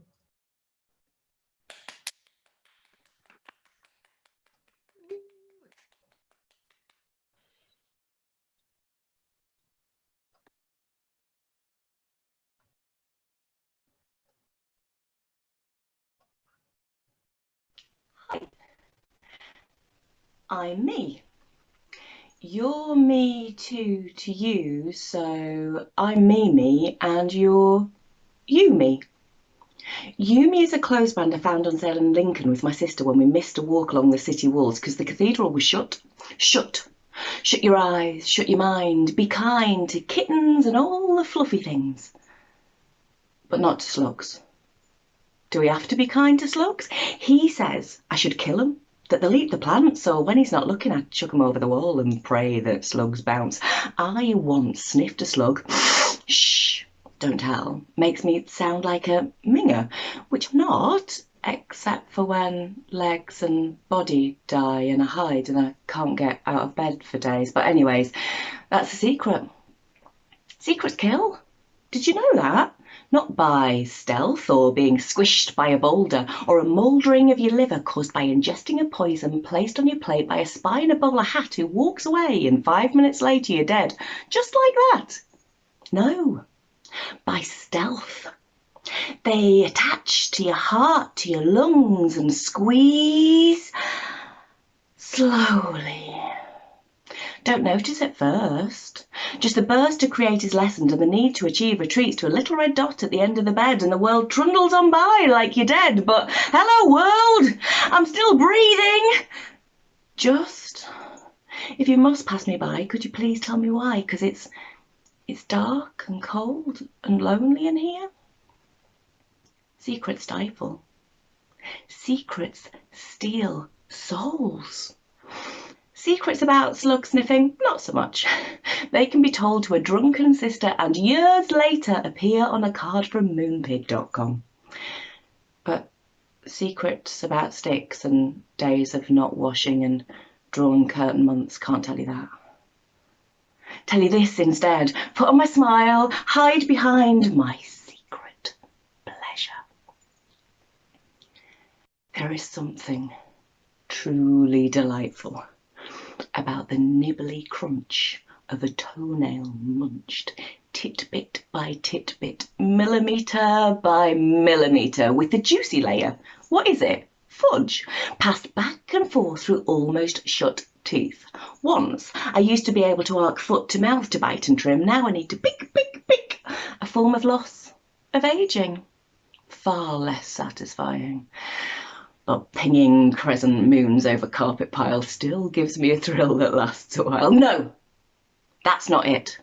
Tell them how the world goes fast and slow, how you don't let go of the thrill of the ride, then you decline to the white room with the nurse in it, telling her how you can direct the birds in the sky just by blinking. No, I can't tell them that.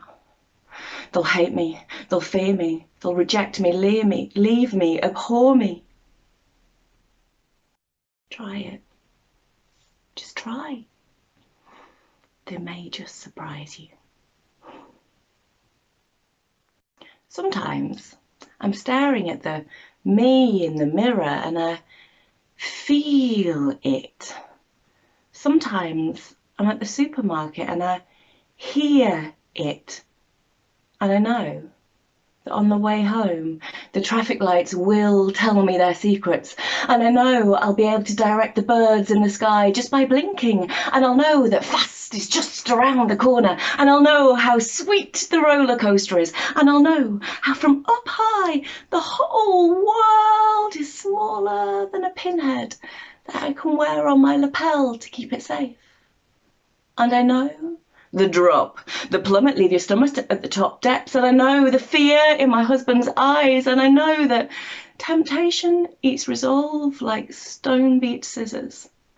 It tantalizes with lightning solutions and forever days.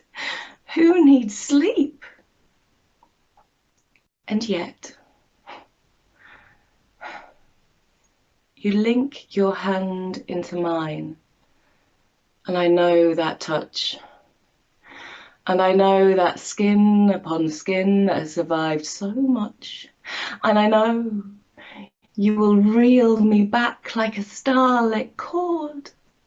And I know I will follow it so tentatively until the world ebbs away. And I know you My name is Lizette Orton. I'm a disabled writer, activist, human being who does stuff with words, and it's really gorgeous to be here. I mean, to be here in my study that I share with the airing cupboard.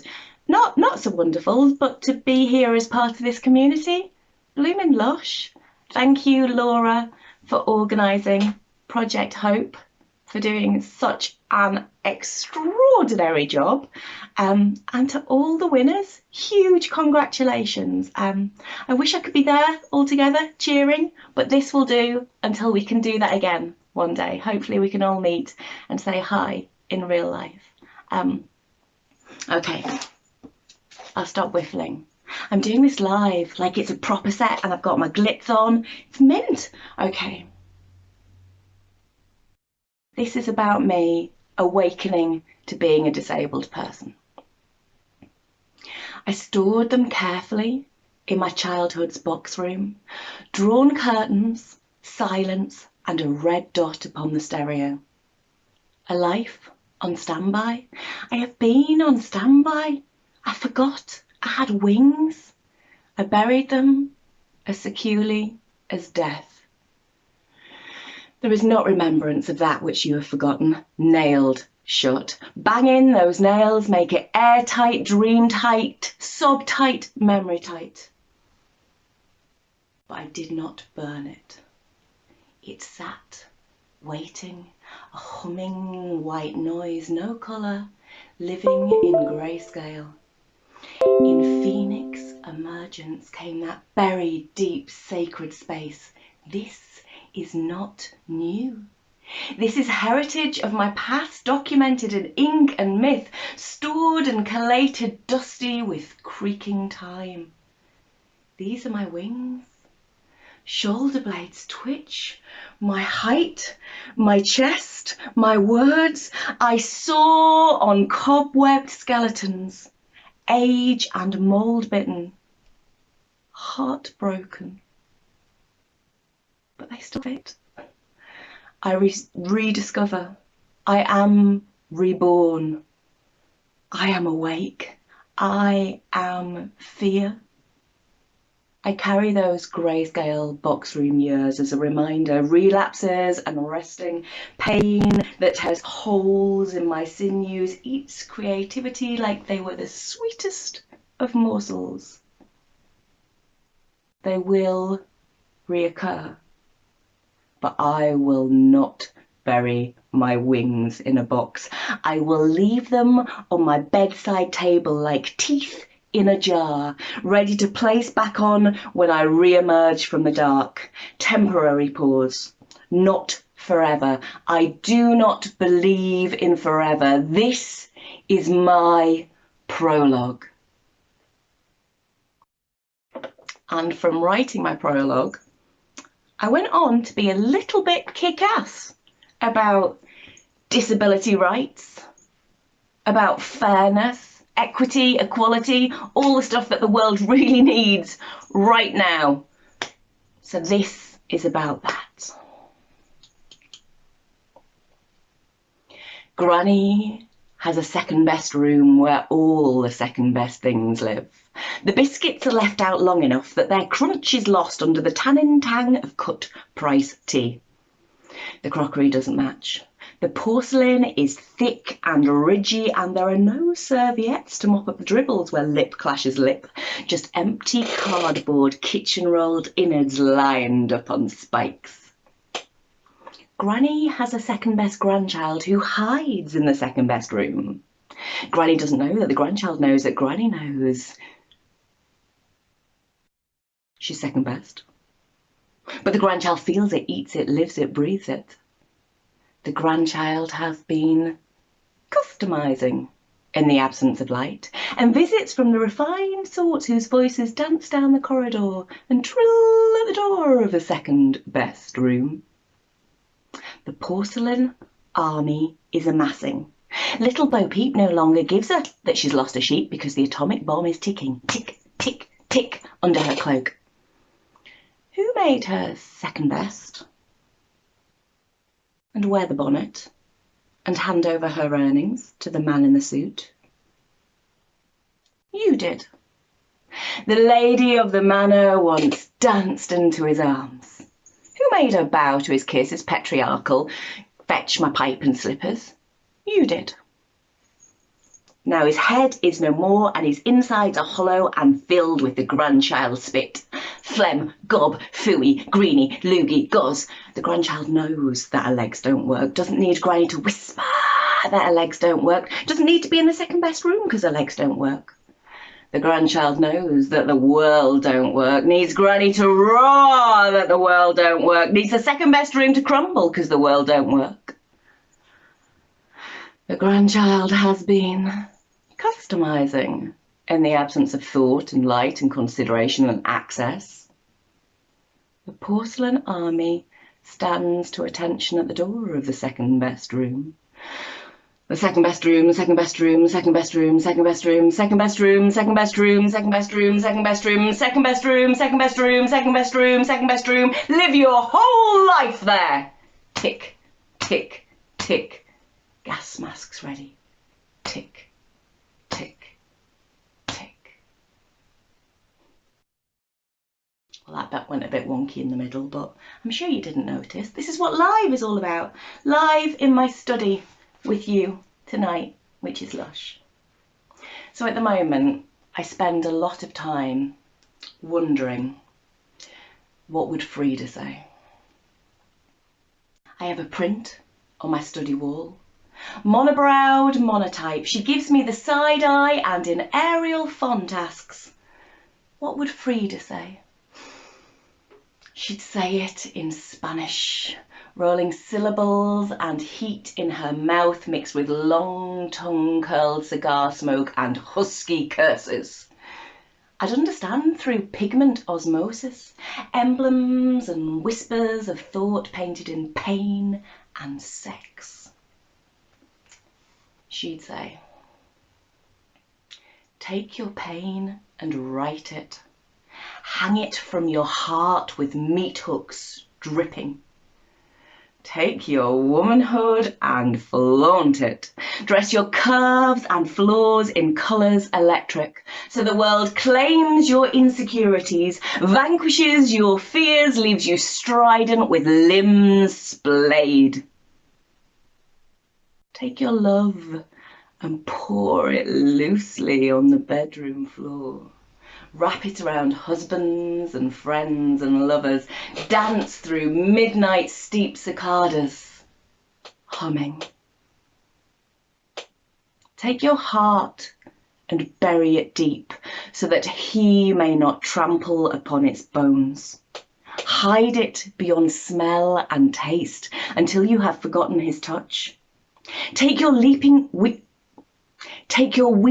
limbs and encase them in plaster. Draw your world and innards in swirls of fury. Paintbrush winds over tears, over those vials of drip, drip, sweet relief. Take your grief and roar it into the mirror. Detail the times of death in minuscule. Drop them in the opium void. Wash until sepia. Take your hands and use them to hold, to soothe, to manipulate, to create. Cool them under the blue walls. Begin again. Take your voice and claim your consonants, your scratchy vowels. Fly them over wars and etiquette until they are well-travelled. Soothe royalty. Take your pain and grasp it. Strangle out every drop of ink until your house, your street, your town, the places far as yet unnamed are tiled with synonyms and antonyms of you. Thank you, Laura, for a lush night. This has felt lovely and it's felt less alone. And I think that's what the spoken word community is about. For me, it's feeling less alone. This is the last one. I will not try to fix you. You are beautifully broken. You carry your wounds like fairy lights. Each cut twinkles with heritage and fear and pain. They are arcing stretches through time, and they sing the song of your power. Etched upon you are scars invisible. Do not try to cover them, unravel them. I trace them until they tell a story to hang in the chambers of men who would dare to ground you, tag you, make you flightless, euthanize. I will eulogize.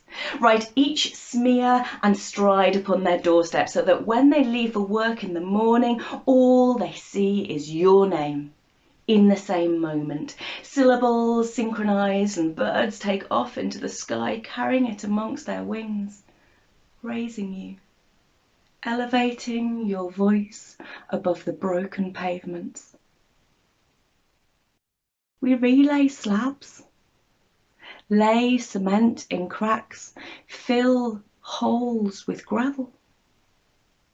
I will gild yours in gold so that they are more beautiful than you already are. I'd kill myself if I woke up like you, she said the day before you went to sleep.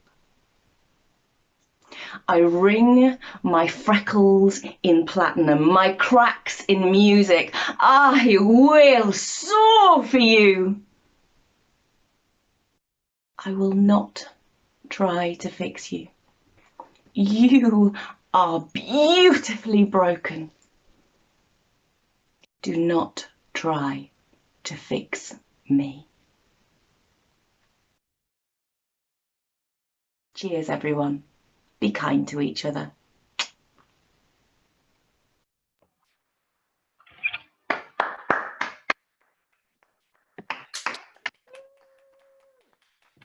That was just absolutely brilliant, wasn't it? She's just so good at putting things into words that many of us in the disabled community, if you want to call us that, feel. Oh, what a lovely night. I feel like I was so nervous earlier, and now I feel like I'm really getting into the swing of things. I just kind of want to sit here all night and do this. But it's over now.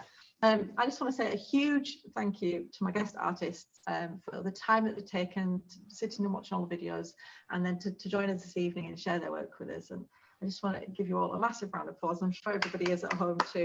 It's just been brilliant, guys. Really, really good. Thanks to Sharina, to Matt, to Rose, and to Nick, and to Lizette Orton. Thanks, guys. If it's all right, I'm going to just read one poem to finish us off. And then we finished a lot earlier than I thought we would, so that's always good. We can go crash in front of Netflix for an hour before we go to bed. So this is a poem I wrote quite a long time ago. It was called Wilma, because that was the name of my powered wheelchair, and I now have a very different wheelchair who's called Daisy. So I'm going to have a go at reading this for the first time, changing the name. So Daisy. These wheels have seen places, run races, crawled paces. These wheels have carried me when I'm almost asleep, and have provided a seat for me whilst I whiz around town. But whilst these wheels, Daisy, I affectionately named, are in these parts famed, even my specialists treat her like she's special. She is. Those who don't know her or me seem to think they do, as they sneer. When I get up from Daisy to stretch my legs, the inward take of breath is audible to all around and viral in its surround. People feel astounded that I should be grounded, feet firmly planted beneath working legs. Their eyes call me fraud. Their whisper is loud. They make me feel ashamed to be proud, that I should hide in my house like a little mouse and never come out. Is that what they really silently shout? But my legs do work, is what I want to say. It's just the way my body works, or doesn't. I'm cognizant of how this looks. Being ambulant kind of sucks. Sometimes I'm able and sometimes I'm not. My brain says move, but my legs just stop. And other days I can walk, mic drop. Let's end the stigma attached to these wheels. Let's end the stigma and increase the feels. Let's love another and quit the evil. She's just a handy set of wheels. Let's just be kind to each other. Simples. So if you see me on my feet, Don't leap to the conclusion that you know my journey or that this is an illusion. Don't judge me, just be kind. For being kind is all that is needed, nothing else. Judgment ceded. Thanks, guys. It's been such a fab night. I've loved having you all with me so much. It's been brilliant. Thank you so much, guys. Yeah, a round of applause for Laura as well for setting Yeah. this up. Oh, thanks, Nick. Oh, that's Amazing really work, sweet. Laura. Thank you. Amazing. Fantastic work. Brilliant. Just to say to those watching at home, if you watch from the beginning, then well done you, because it's quite a slog to sit there for the whole thing, isn't it? If you're just watching. And also just to mention again, just horrible plugs that you have to throw in there in the middle of these great nights, about donations. If anybody wants to make a donation to Project Hope, I shall put the links in the comments, in the bio, in the description. And if you feel like you could donate something, that would be great, because we're looking at taking Project Hope into the future, bringing spoken word particularly, but the arts world in general, into people's homes who can't, for a number of reasons, access the arts in a traditional way. Thanks very much, guys. Dig deep, people. It's a good Well done. cause.